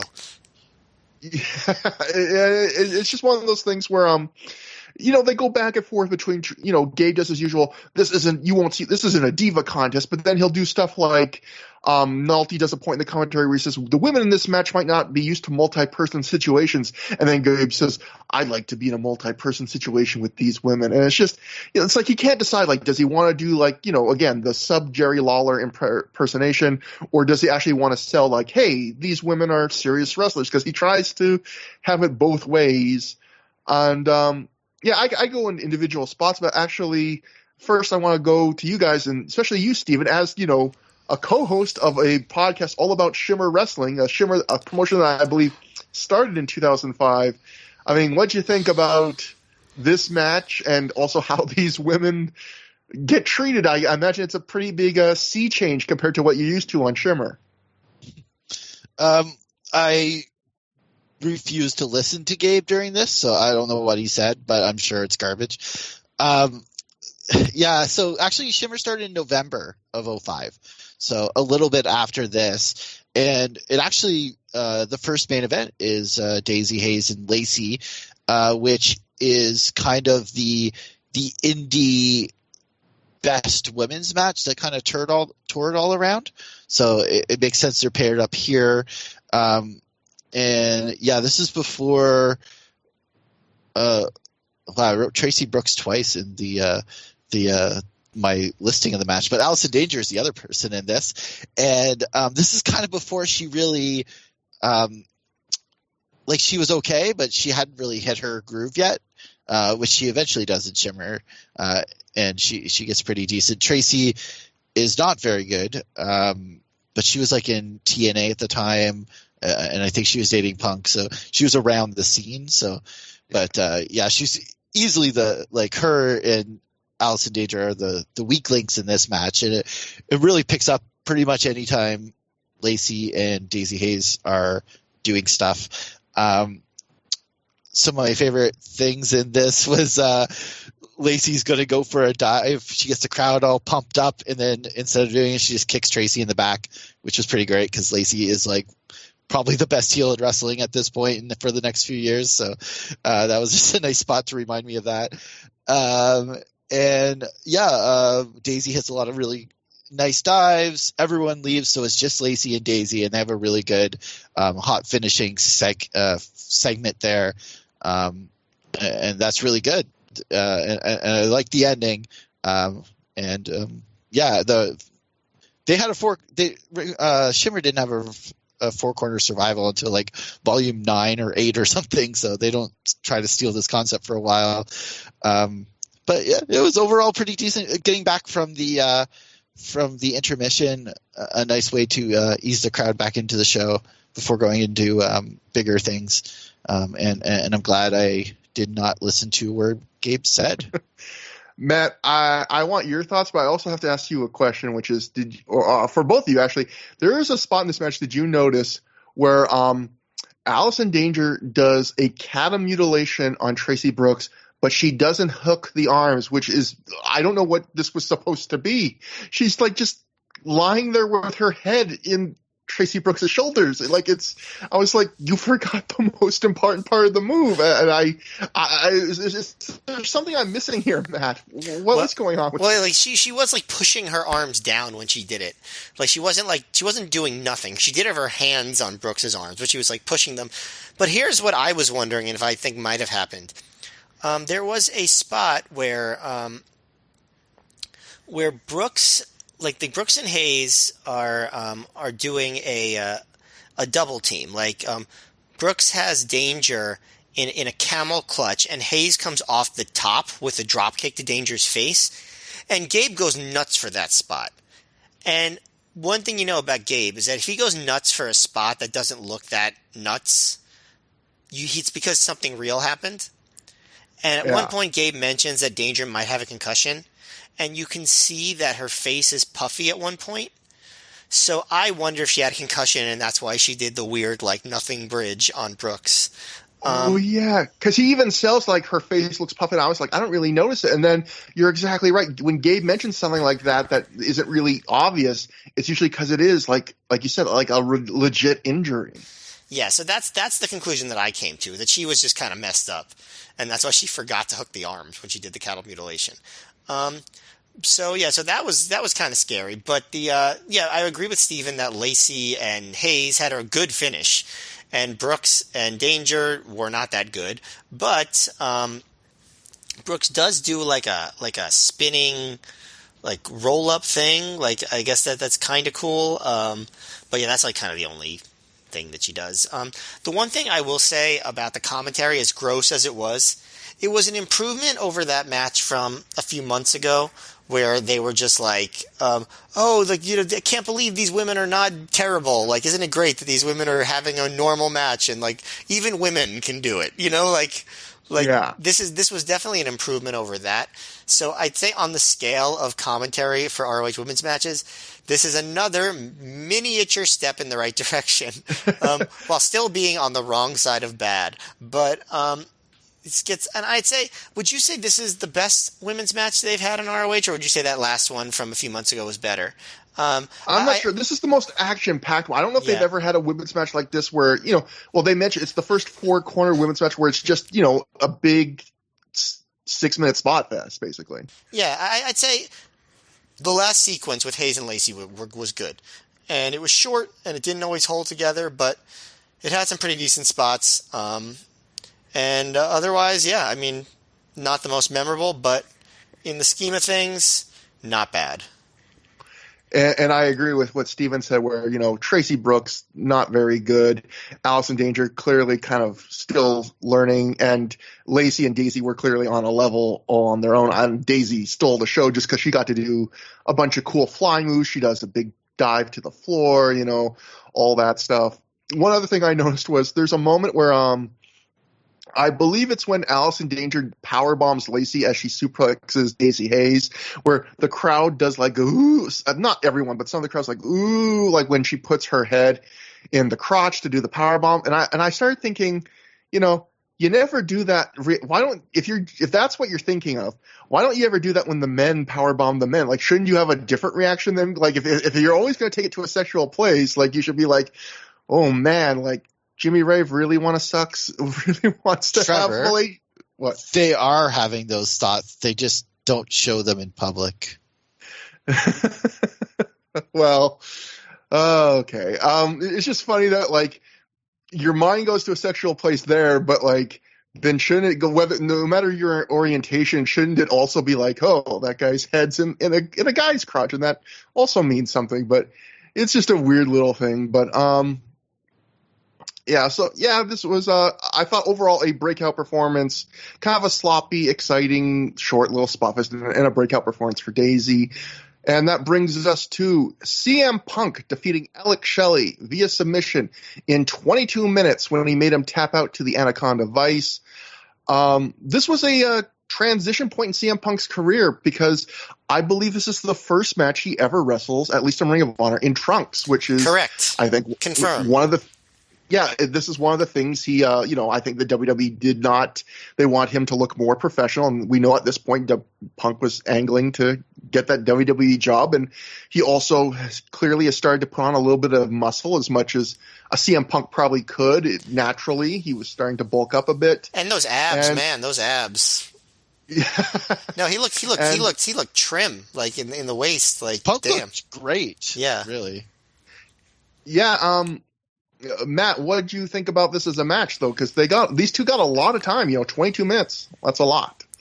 Yeah, I thought the match was slow early, but I ended up really liking the performances and the drama down the stretch. This was a long match, yeah, like you said. And they definitely, were going like right at the beginning of the match. This is very unusual, but like Punk basically cuts a promo on Alex Shelley, like right at the beginning of the match, while having him in a hold and like with no microphone, which was funny. Like basically at the beginning of the match, Shelley, the whole gimmick is that Shelley wants forgiveness from the ROH locker room for all the bad things he did as the leader of Generation Next. So he puts out his hand and Punk shakes it, but then Punk takes him down and like is basically like straddling him, and he's like, this handshake isn't good enough. You need to prove that you're not an asshole anymore. So now this is your chance to prove it to me. And the crowd totally shut up for the promo too. So because of that, it kind of set the stage for a straight wrestling contest. Like they just sort of like they wrestled for a while. At one point, even someone in the crowd was yelling something obnoxious, maybe boring. And Punk told the crowd to shut him up for them, so they drowned the guy out with "shut the fuck up" chants. Like, so it totally worked. So I guess good job, Punk. But yeah, so they're slow, and they do their limb work. And the announcers are putting over CM Punk's body and how it's very natural. And Nolte brings up that at a time when there are congressional hearings about steroids in sports, it's great to see somebody doing it the natural way. And like that was the moment where I said like, oh yeah, this really is 2005.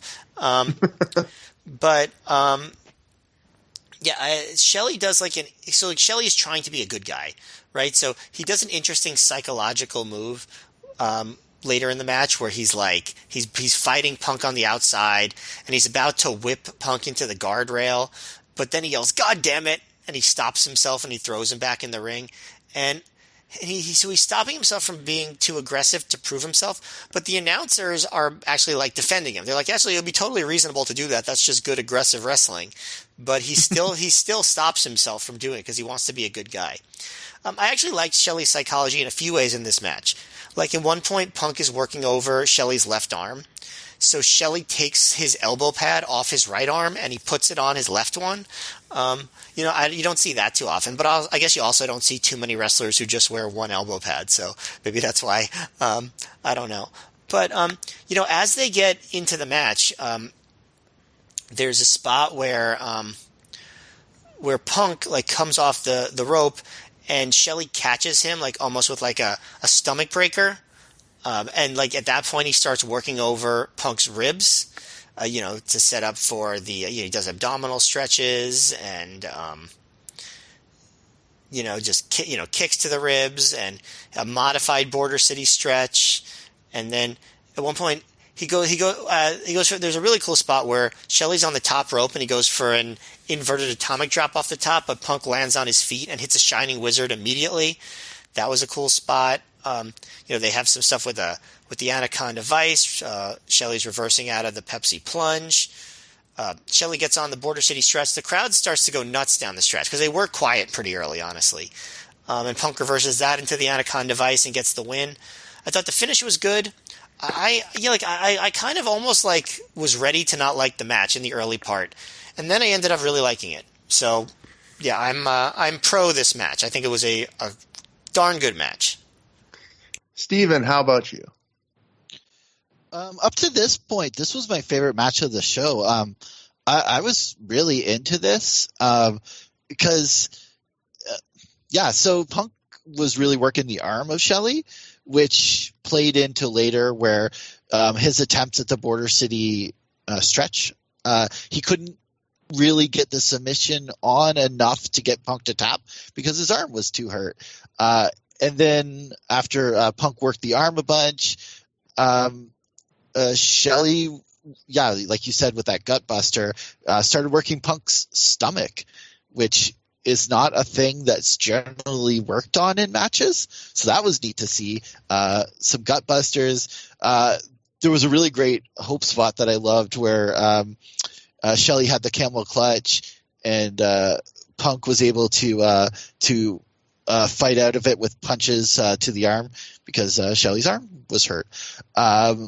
They did another rib breaker. So there was a couple in this match. The abdominal stretches, to work over the belly, Shelley was working it, but he couldn't hold it on for too long. So Punk was able to get out because his arm was hurt. So there's a lot of really cool stuff like that I was really digging. And like you said, the finish got really hot near the end. And the arm work came into play because the Border City stretch couldn't be kept on, and Punk turned it into the Anaconda Vice for the victory. But I was very pro this match, and I was really into this. Best match of the show up to this point. I like this too. I thought there's been a lot of like 3.5 star matches that's perfectly good. I thought this was another one. I agree with you, Matt, about it starting slow and kind of going, is this going to be another like Aries Punk 1 that disappointed us not their rematch, but their first one. And then it just keeps picking up. I think what happened was, it starts out with Punk working over Shelley's arm. And I felt like that was decent, but we had kind of seen a lot of good counter wrestling already on the night, especially with like Colt and Nigel. And so it just wasn't quite on that level. So it was kind of like, well, we've already seen a better version of this. And then I felt like the match really started to pick up when Alex Shelley took control and started working over the stomach, both because I thought his stomach work was really good. I thought all the stomach breakers, and he even does his big flying double stomp to the back when a guy's bent over to work over the midsection. He just sometimes would haul off and kick Punk hard in the stomach. I thought all that was cool to watch. But I also just think we see so many wrestlers work over either the arm, the leg, or maybe the neck. We don't see nearly as much stomach work. So I would say, folks, focus more on the stomach. That's what I say to myself in the gym. That's what you should say in a wrestling match. Focus more on the stomach. It's interesting. Not enough people do it. And then I thought, like you said, again, Matt, like the match really I thought this match had a good sense of progression where even if it did start out kind of slow, for 22 minutes, it kept building and building and building. And I felt like it peaked at the hottest point, which is, what you are always told a match should do. It's, don't overstay your welcome. So even if it was long, I felt like it kept going up as it went along. This was also a match where I really noticed the commentary because even though this match is clearly about Punk working over the arm of Shelley and Shelley working over the midsection of Punk, Mark Nolte starts talking about how, well, Punk's knee was injured in this match last week, so really Shelley should be working over that. And Nolte always does this where there's a clear story in the ring, and instead Nolte goes, well, that's not the story that makes the most sense in my head, so that's the story I'm going to sell.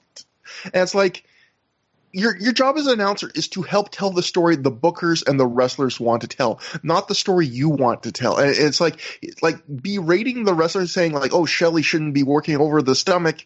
He's fucking working over the stomach. And I feel like he did this a couple times in the show. I feel like he kind of did this with Gibson and Spanky too. And both times Gabe has to like quickly be like, defend the wrestlers, basically going, well, actually, no, this is a good idea because of blank.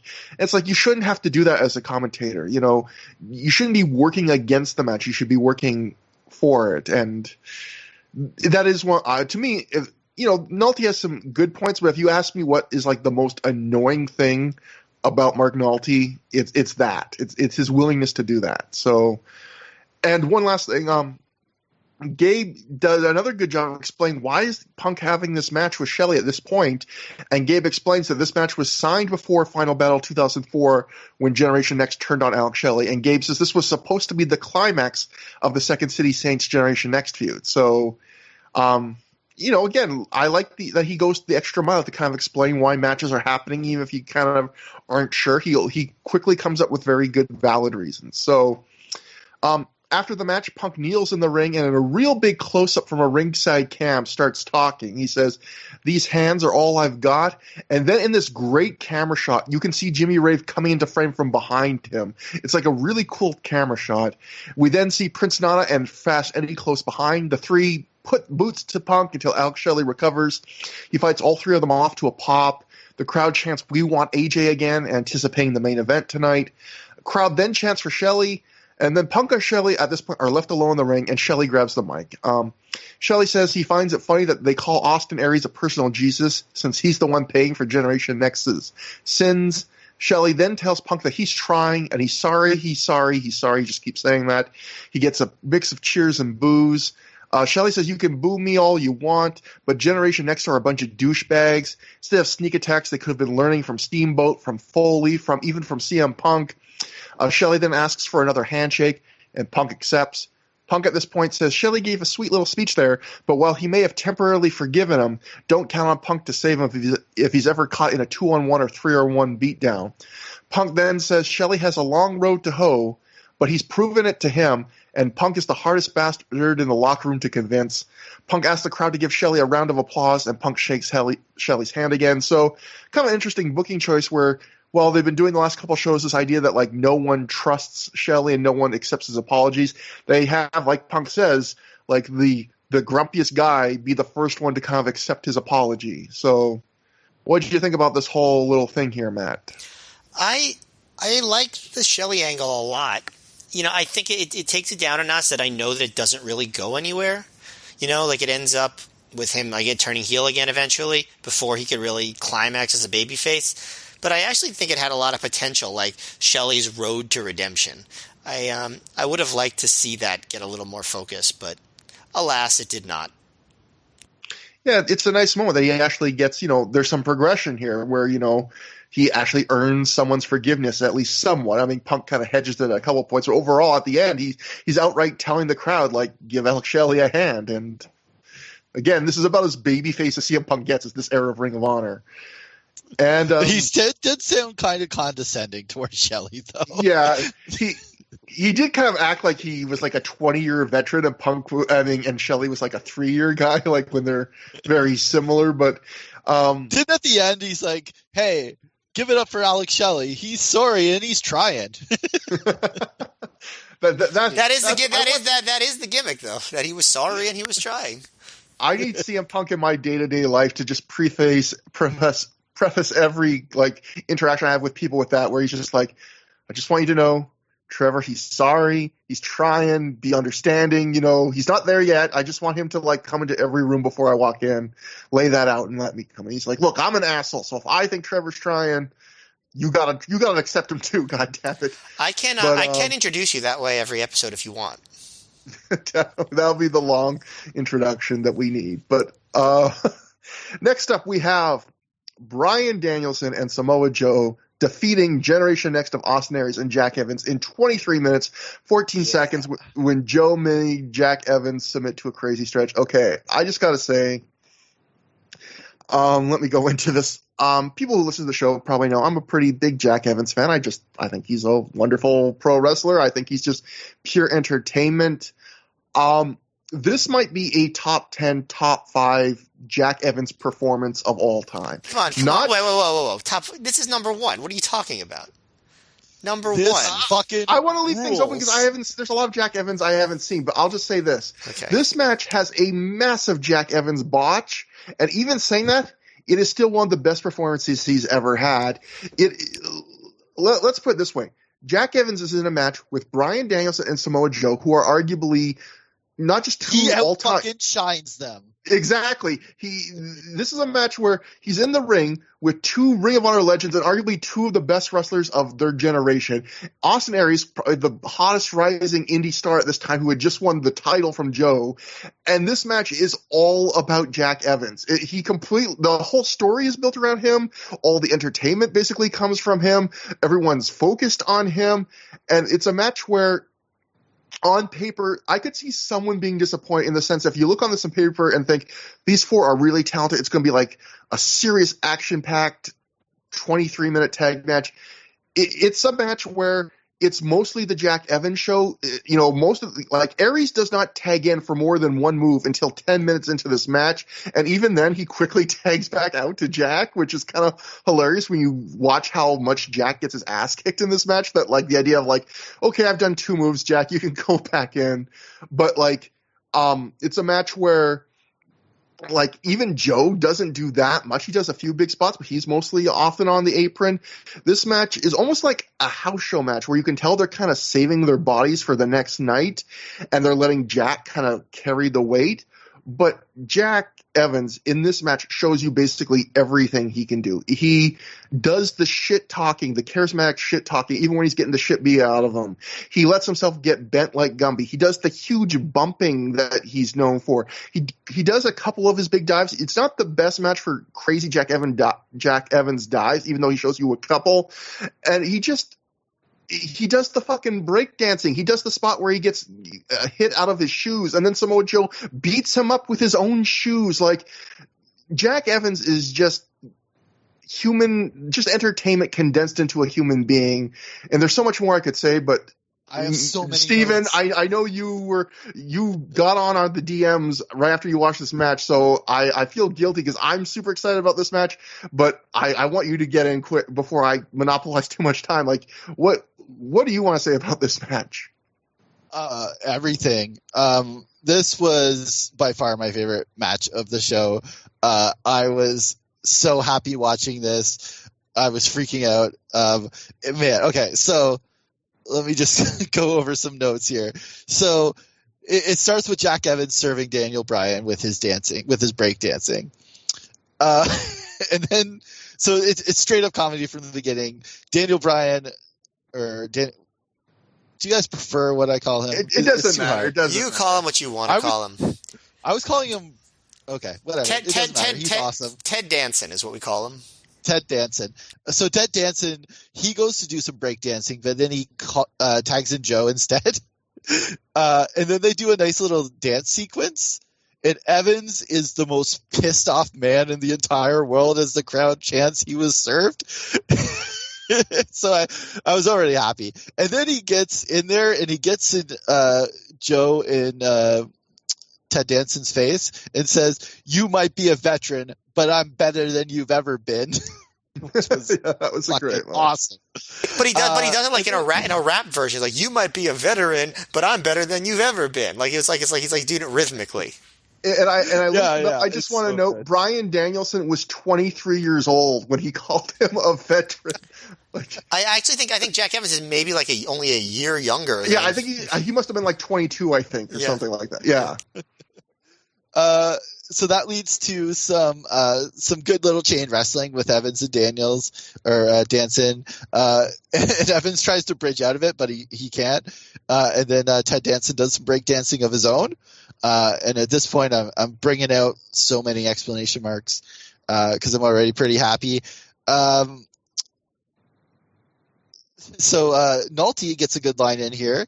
He says, "Evan talks a lot," and right after that, and then he gets killed, and he goes, Well, maybe that will shut him up. So Joe comes in and absolutely fucking kills him in the corner. Forearms and forearms. Aries gets tagged in, and then he gets like right back out, as you said. And this is around this point, Jack Evans grabs a t-shirt or a bandana or something, puts it around his head like a bandana or like a headband, and calls himself the Washington Warrior and starts doing kung fu and challenged Joe to a duel, which Joe accepts, does some kung fu, and hits him with an amazing karate chop. At this point, I think I'll pause for your guys' reactions to this point before I continue. Yeah. I think that's where he slaps him basically like out of his shoes, I think. And he does sort of like a wah kind of sound also when he does it. He kicks him out of his shoes, and then Joe proceeds to, like, later on in the match, he uses the shoes to break up pins. And the second one, the referee is like, hey, Joe, you can't use shoes. And he blames it on a fan, which fucking rules too. And Evans gets fucking bent in half, kind of like Mischief almost. What's another? Oh, you mentioned the point where they go to the Ode to the Bulldogs. Yeah. And Evans like completely fucks it. Like, but fucking so good. Like, he shouldn't have hit that spot anywhere. He had no shoes. Even though he had a springboard 450 to the floor without shoes and a 630 without shoes earlier on. When you walk on a tile floor just in socks, you might slip. Never mind when you're trying to do like a backflip off a guy's back who's being held by another guy who's all sweaty. Yeah, we should just to clarify it. That botch I alluded to at the start, it is a huge botch where Jack Evans, yes, he does end up wrestling the second half of this match in just his socks because he doesn't put his shoes back on. And so later on, Aries decides to do the Ode to the Bulldogs that Jack and Roddy often do, where he has Danielson up on his shoulders and he wants Evans to jump from the top to Danielson and then jump off Danielson onto Joe, and Evans just slips on Danielson, probably because he's in socks, and completely eats shit to the point where, like, if he rotated a little less when he slipped, he would have probably broken his goddamn neck. Like, it's insane. And again, that's why I say that's how good this performance is. It's like one of the biggest botches I've ever seen Jack Evans have, and it is still one of his greatest performances. Oh, there's one other spot I want to mention because I could go on about this forever. There were so many things I loved. But Ted Danson does the airplane spin, I think about 650 rotations. And then he's so loopy afterwards. He does like a flying drop kick into the corner where there's no one there. Oh, man. I love this match. 7 million stars, whatever your rating system is. It is so good. And by the way, it ends with fucking Evans trying a springboard Frankensteiner that gets turned into a huge DVD. And then Joe just like gives him a killer lariat and then a really stiff submission that bends him in two and finally gets the win. But yeah. Matt, like 5 million stars, you would say about? Well, okay, so first of all, like this match, it's unlike any match, right? Like, and unlike any match that you could possibly see, right? It's not a comedy match. It's not a serious match. It's a comerious match, I guess you could sort of say. But it is the Jack Evans show, and Trevor, like I mentioned, like it's his best performance ever, and it's not at all because of the crazy moves he does. You know, like that's the thing about it. Like I think one thing we've really rediscovered watching this era is that Jack Evans was just such a great charismatic like performer, like entertainer. You know, he's known as being like the flippy guy, right? The guy that can be bent, that can be stretched. But like Jack Evans, the all-around super showman, is not something that he gets credit for being anymore. And it kind of makes you think like maybe he could be a lot more in AEW than he's been also, because he has this personality in him. As we record this, you know, we're just days away. He and in the hybrid too, he and Angelico are going to wrestle the Young Bucks, which is sad because that match is being looked at as like a kind of a throwaway for the Young Bucks. But like Jack Evans is still great, and he deserves, I think, definitely to be at a higher spot because he has that charisma to offer, and he can still go. Yeah, he's a really good wrestler still. A better wrestler now than he was then in terms of putting it all together and not as sloppy, right? But yeah. But the charisma didn't go anywhere. He still has that. And this is all about his charisma. I saw him live 3 or 4 years ago, and I don't think he stopped trash talking the entire match. Right, which is what he does in ROH at this era, and it really is good. And he there was one spot I don't remember hearing you mention it, but I think it got the pop of the match, which is where let me actually make sure that I got it so I can explain it right. But okay, yes, so it's where Danielson does the surfboard. Ted Danson does the surfboard, and he gets Evans up, and he does that thing where he bends him all the way upside down, and then Joe does the basement drop kick. That got the pop of the night. Not the pop of the night because there was the near fall with Delirious, but I would say this is possibly number 2, or maybe even more than that. Just the way the crowd reacted. You guys basically said all of the big stuff, the throwing the sneaker, even the slipping on the Ode to the Bulldogs, like you said, it's it made sense in the match. Of course, Jack Evans on this night would slip on that move. He's just being ridiculous, and that would have been ridiculous. He did a standing shooting star press though too.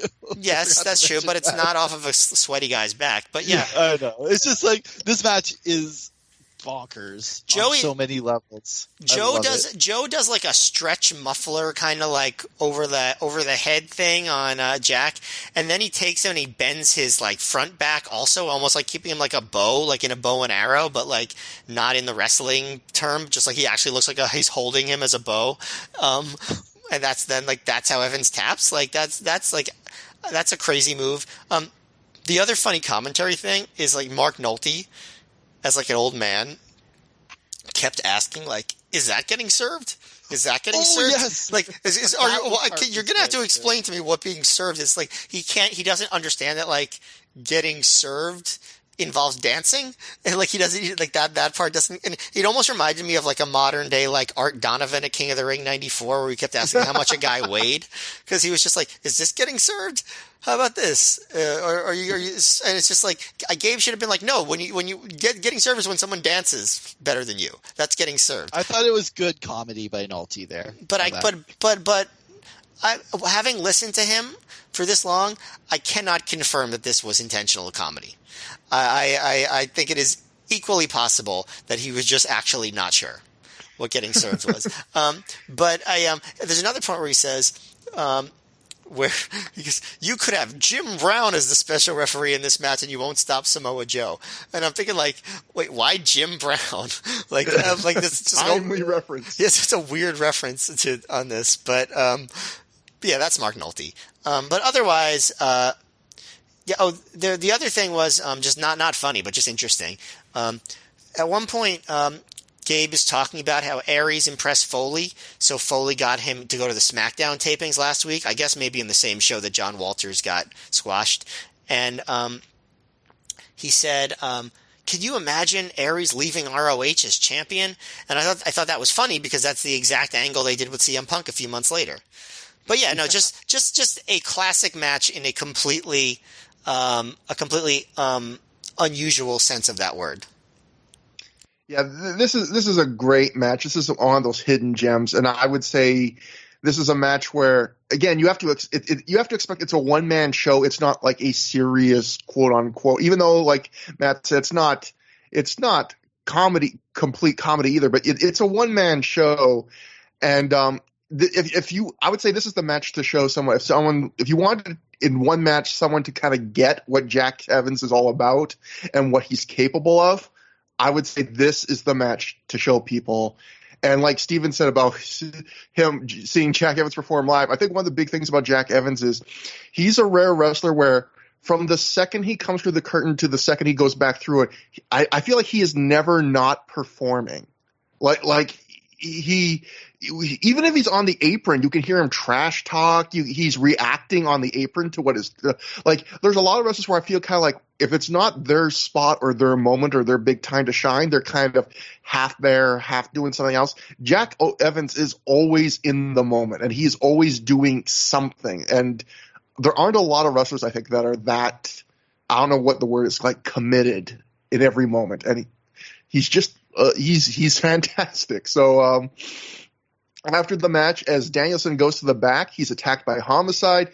The two proceed to brawl into the crowd with a garbage can being thrown around. So this is, I guess, they going to the Gabe stip that he said earlier. They've both lost their pay for tonight because they put their hands on each other, which seems kind of unfair because like Homicide attacks Danielson. So what's he supposed to do? Like just let Homicide beat the shit out of him and to keep his money? But that leads us finally to the main event. It is Jimmy Rave. What I like about that, just as a side comment, go on. Is they mentioned that Homicide and Brian are still fighting, like after the ring introductions or something, but they never show anything. They're just like, hey, these two are having a fight somewhere.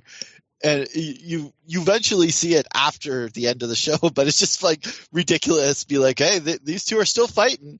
We're not going to show you, but they are. Trust me. So I didn't put. No, that's a really good point because I didn't put this in my report, but I think in the Observer, I got the impression that Gabe was trying to tell Dave that like they were fighting outside the whole time, and they couldn't have been like definitely in the storyline, like the way they shoot this after the main event, they'll go back to them fighting outside. They try and act like they've been fighting literally during the entire main event outside, and that's like, come on, that did not happen. They did not wrestle outside for like 25 minutes. But that brings us to the main event where apparently while these guys were brawling, Jimmy Rave, scored to the ring by Prince Nana, defeated AJ Styles via pinfall in 22 minutes, 7 seconds with a schoolboy after AJ got sprayed in the face with air freshener. So a little backstory first. This was, in fact, AJ Styles' first match back in Ring of Honor in almost a year since being pulled by TNA during the Rob Feinstein scandal. The Observer, we'll go to them first. They wrote, TNA has also allowed AJ Styles to work the February 25th show in Dayton for Ring of Honor for a singles match with Jimmy Rave. They are billing it as a one-time appearance by AJ Styles. TNA, for nearly 1 year, has not allowed either Styles or Christopher Daniels to work Ring of Honor shows, at first citing the reason being the involvement of Rob Feinstein. But then when it became clear Feinstein wasn't involved and TNA continued not allowing them to work the shows, it pretty well exposed, as we had stated from the beginning, that it wasn't the real reason, but just a good cover reason. It was well known that TNA management was jealous of Ring of Honor's popularity and more, mad because Daniels and Styles, who are under contract to TNA, so strongly put over Ring of Honor in interviews.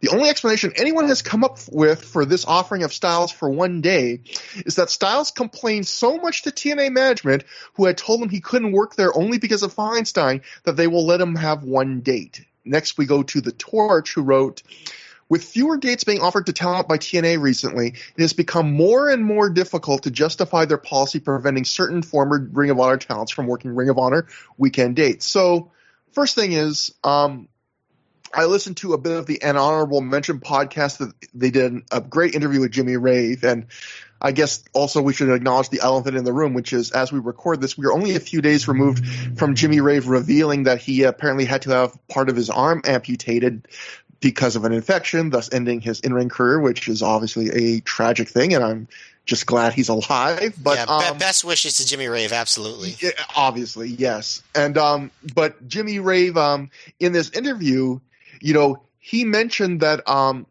the whole point of this match, he said, when he was wrestling this match, was they wanted to wrestle this not like the first match in a feud, but like the end of a feud. But the way he said it was kind of like he already knew AJ was coming back in a few months. So it's funny where all the reporting for this match was like, oh, they're billing this as AJ's one match, and maybe he's only getting one match in Ring of Honor.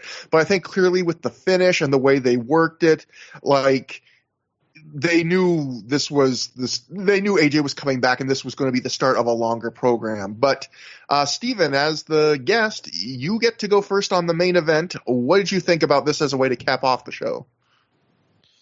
Oh boy. Thank you.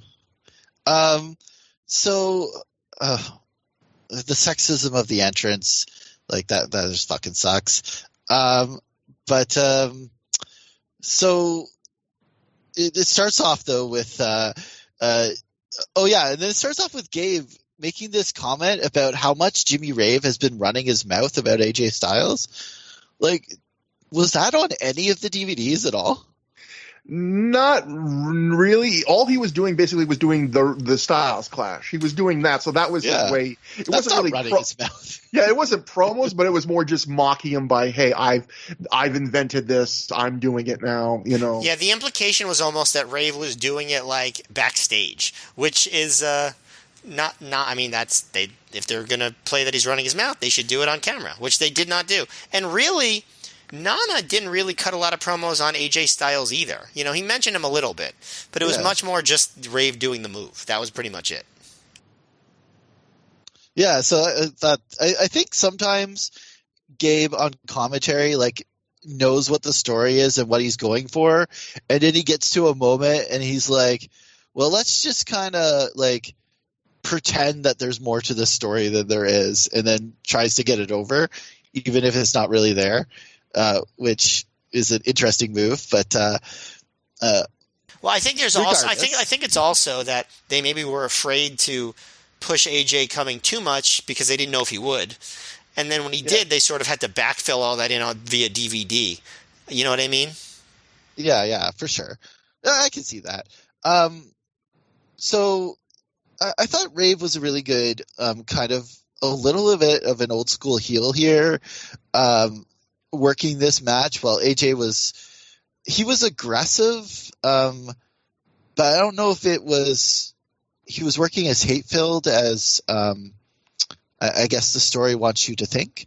But I'm not a big fan of AJ, so maybe that was just my own personal bias. But there was a lot of good spots here. AJ, say what you want about him. He always hits everything very technically well, and he hits a really good Pescata, which Rave catches him into a Gutbuster. So like the Gutbuster is the move of the fucking show here. Yeah. It's all over. Yeah, they the exact same thing too, where it's like it turns the match around, where a guy does a dive and lands into a Gutbuster, and suddenly he's vulnerable. Yeah, it was interesting, and then they went for a cool little spot where Rave tried to rip AJ into the guardrail, and AJ just kind of jumps it, and then Rave goes for a springboard off of it, but he gets caught into a suplex. And then they brawl on the outside into the bleachers. Rave gets control there, and then kind of runs away the moment he gets control. So I like that aspect of the story. But it wasn't really played up well, because by the time Rave got to the ring, AJ was already on top of him. So he didn't run far enough or quick enough, I guess. But Rave hits, AJ hits this really stiff drop kick at one point that Jimmy Rave really sells well with his nose there. I really like that. Prince Nana was constantly trash talking, and Jimmy Rave at this point was doing a really good beatdown segment. He has his crossface on. And he's getting really stiff in this, and he's looking really confident as a heel. Let's see, Prince Nana distracts AJ while he's going for the Rave clash, and then Rave grabs the air freshener to the eyes, rolls him up, and pulls the tights, and wins. So I thought it was a good match, but there's some other matches that might have overshadowed it a little bit, but definitely good booking to try to build a new star up here, especially since that new star is pushed into a feud with CM Punk. So yeah, a lot to build him up for that. So overall, the booking's really good, and the match was pretty good as well. Yeah, that's a great point. This was like the double shot weekend, because the next night is his first match with CM Punk, and he goes over him too. So this was, Gabe was one of those guys when a guy was ready to get pushed, he would start it off huge. So like getting to beat AJ Styles and CM Punk in back-to-back nights, like this was the weekend that Jimmy Rave got like shot to the moon. Matt, what did you think about it as a match though?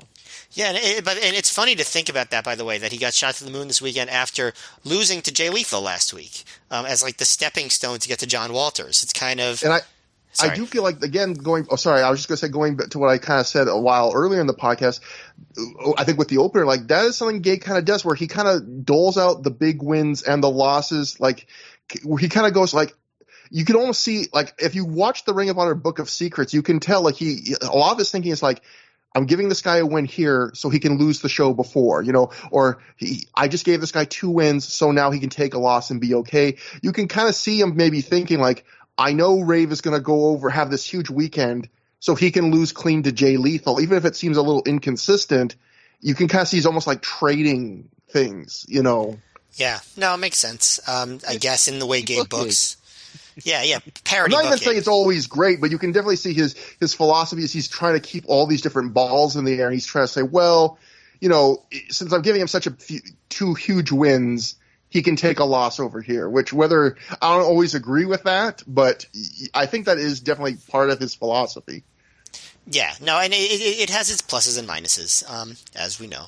But yeah, obviously, Steven mentioned the misogyny of the opening entrance of Rave, which, I think this is the only time or maybe the only weekend where this particular woman appears as a footstool. I don't know who it was. Do you know who this was here?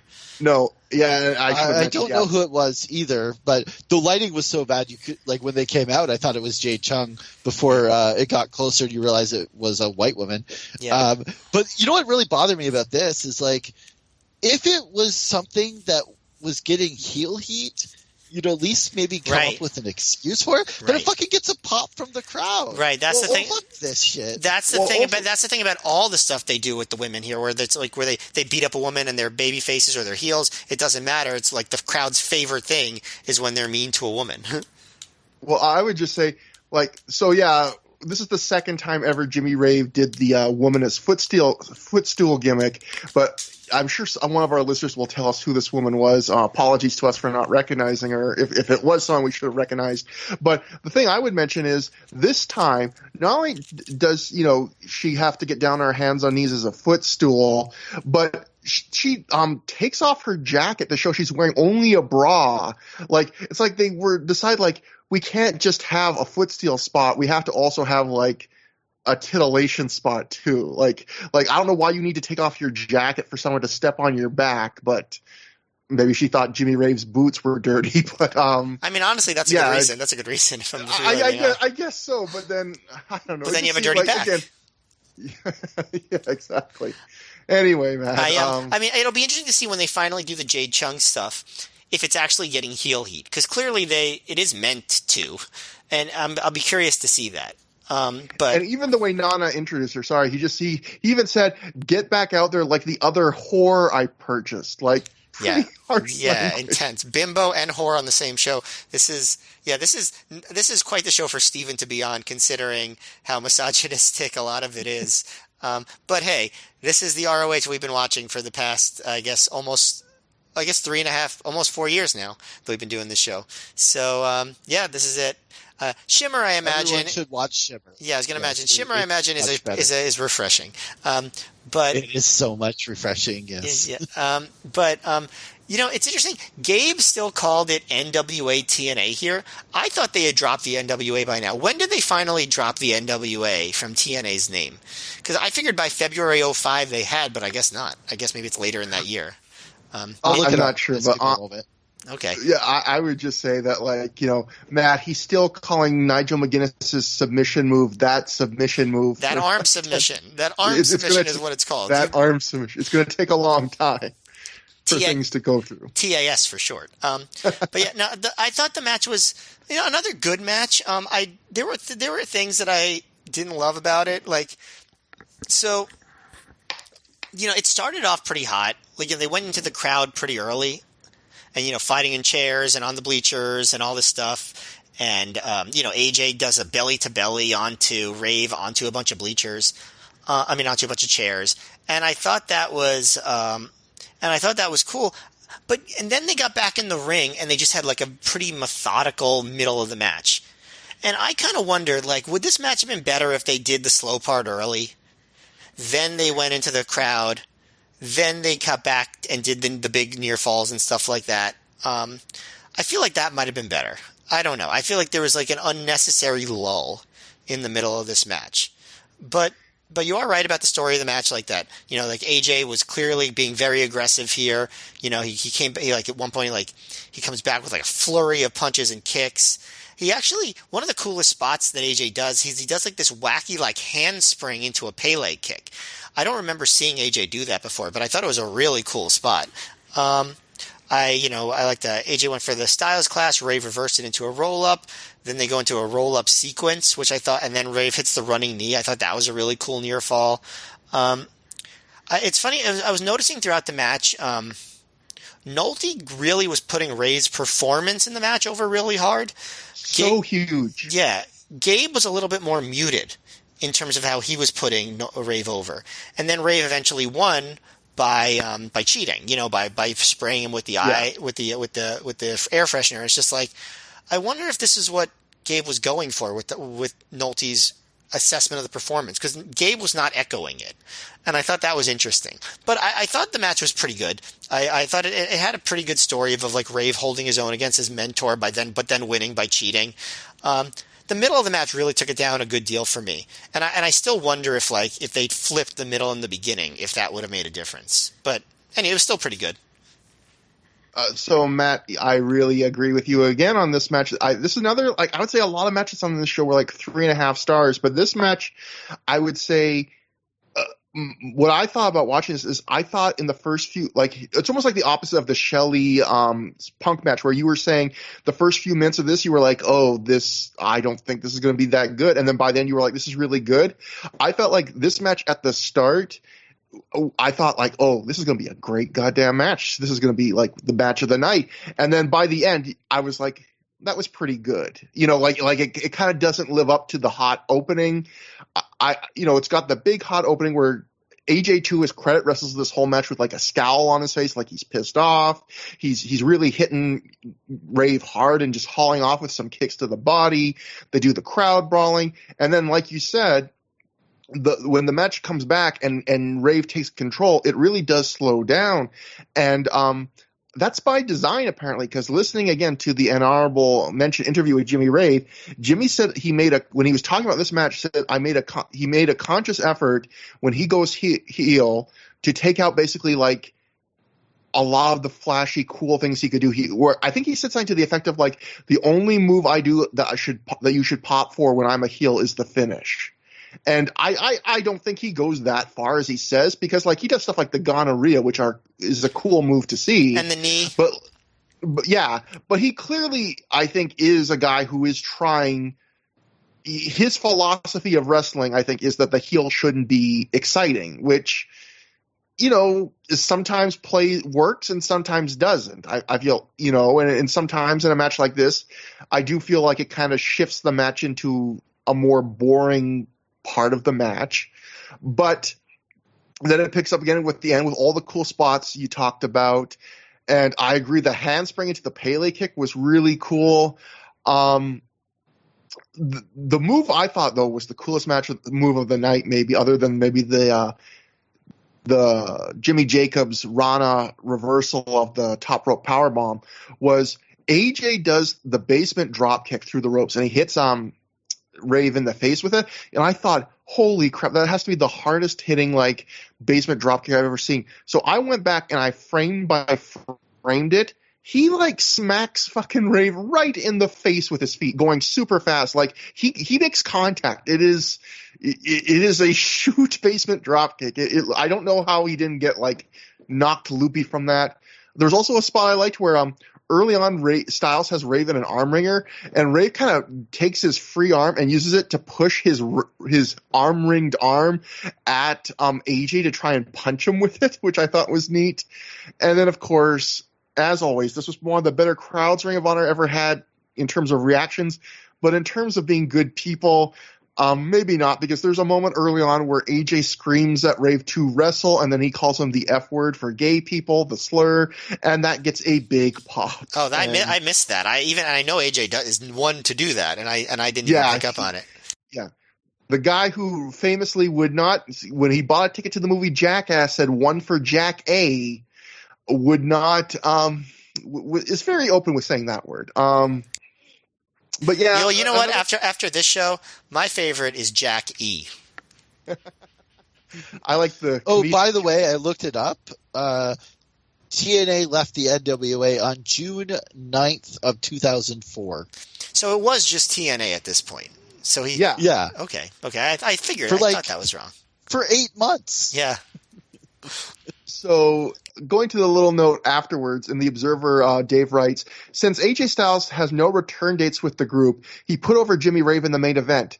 Rave looked green, but the place went nuts for Styles. It seemed after intermission they were mainly waiting for him.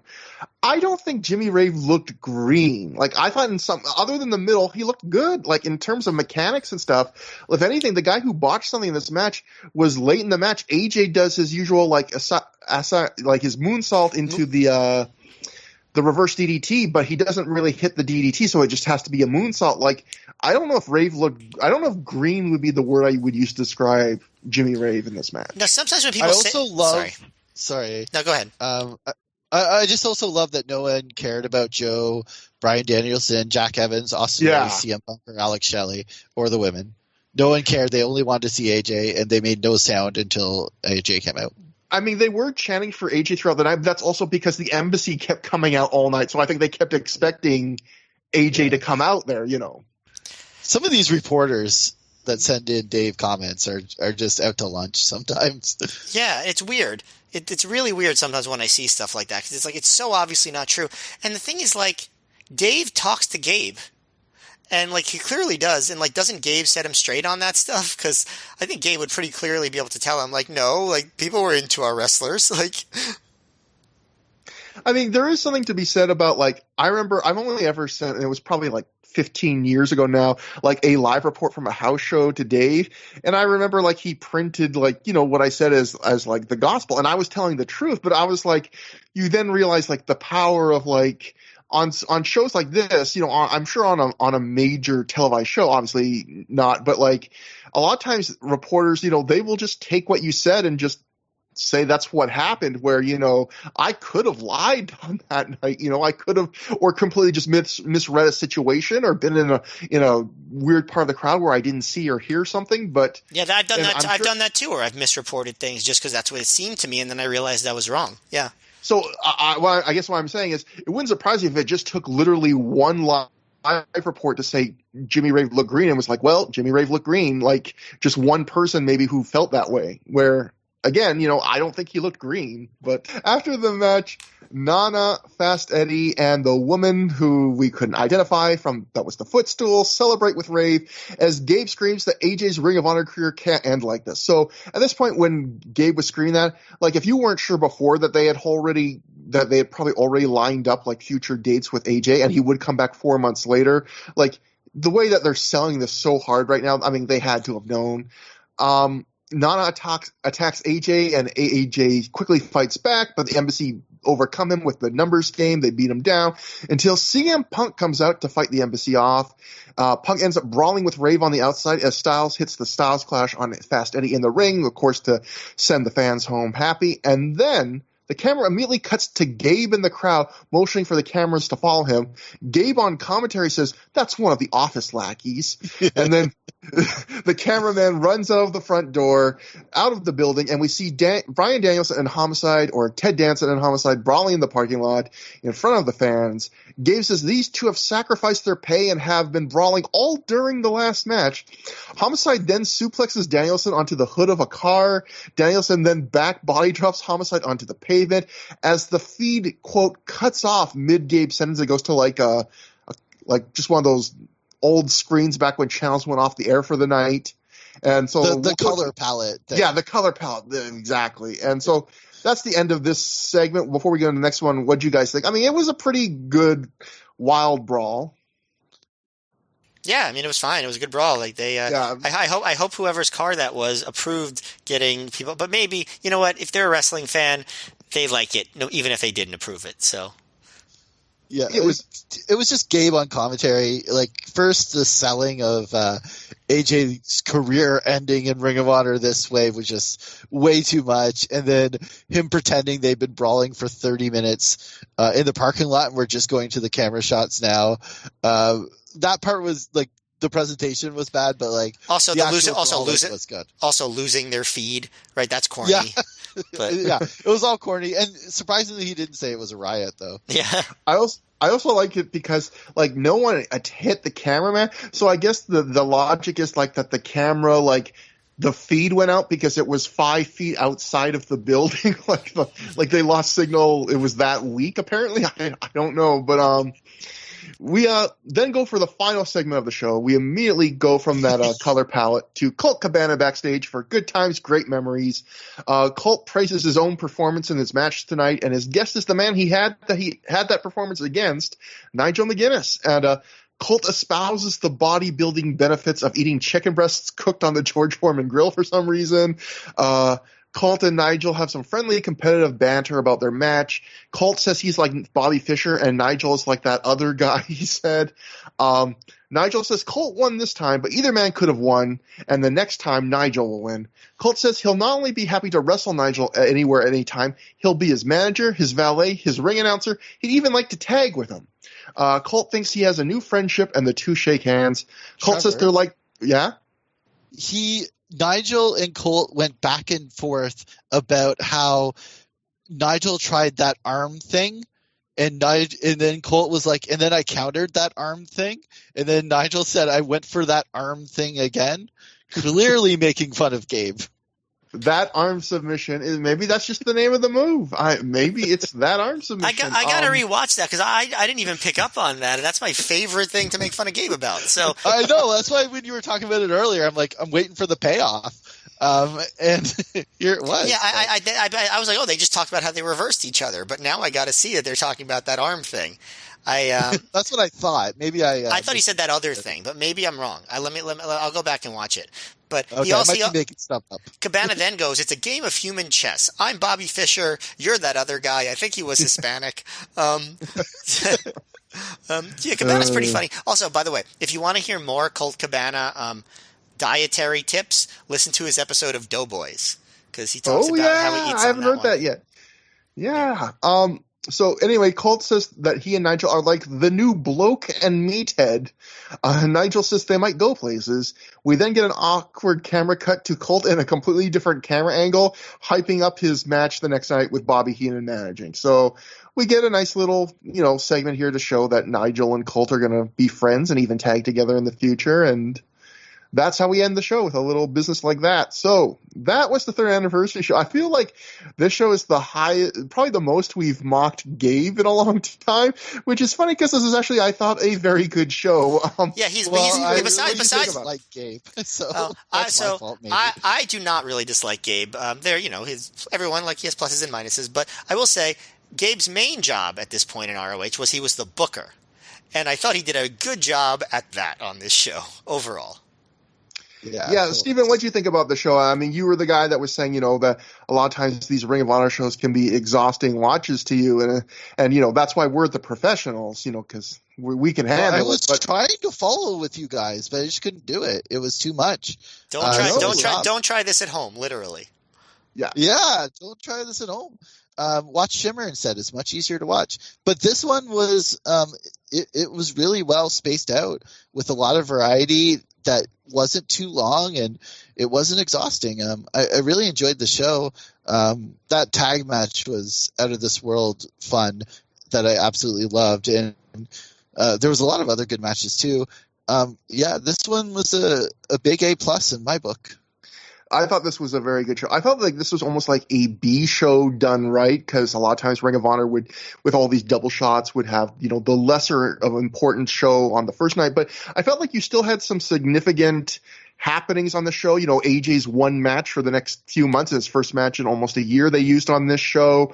And like Steven said, a lot of good variety. You had a nice mix of comedy and crazy high spots and good wrestling, and it was just a good all-around show, and it just was easy. And again, I think one of the better crowds from a Ring of Honor standpoint in terms of just reacting and being open to whatever they were seeing, and other than good social values, apparently, with some of what they cheered for. But this is a idea of a show where it doesn't feel like the biggest show Ring of Honor is putting on, but it also doesn't feel like it doesn't feel like a throwaway, even though in some ways you could argue that, again, it's the first half of a double shot, but really very good show, I felt. Matt? Yeah, this is the sort of show that, like, Ring of Honor in this era should, like, have aspired to, you know, just, like, solid across the board, fun stuff, variety, and, like, yeah, some not the biggest matches, certainly not the matches that, like, you know, I mean, Ray versus AJ was a match they built to for a while in some sense, but the matches on this show were not the matches that, you know, they were building to by and large. No epic main event style matches, but, you know, the debut of James Gibson, that was a significant thing. You know, so the Fast Eddie's heel turn, we all remember that. No, just kidding. But the debut of Puma, no, but just it was just fun and solid, and you know that match, the tag match and the tag main event was so memorable and fun, and it just you know, like, other than, like you said, the antisocial values, there were good vibes all around in terms of, like, the direction and the booking and the enjoyment of the wrestling. So I think this is, like, man, if every show's like this is a fun promotion. So very good and not bloated. You can't say this show was bloated or too long. It wasn't. It was just right. So a very good show. Steven, this is normally where we start to plug our stuff. So, obviously you got Shimmer HERstory, which we have one episode up on our feed. It's normally on the Pro Wrestling Only podcast feed. A bunch of episodes for people to catch up on. Every 2 weeks. We're putting out a new one. Is there anything else you'd like to plug? Your older stuff or anything else that you, your social media, anything you'd like to? Trans rights. We should all be for trans rights. That's a good one. Black Lives Matter. There's a lot of good social issues out there that people should be supporting, especially now with so much stuff going on and and it's very hard for people. People are locked away and can't see their family or friends, and it's a hard time. So anything you can do to help out people during these times, or get help yourself, call someone, anything you can. I don't know what help you can get in the States. I think most of your listeners are in the States, but if you can get any help, please do it if you need it, because it's rough times. But this was a good, enjoyable show that might eat up a couple hours in your life to put a smile on your face. That was the most selfless plug we've ever had. Here is what I will say to all of that.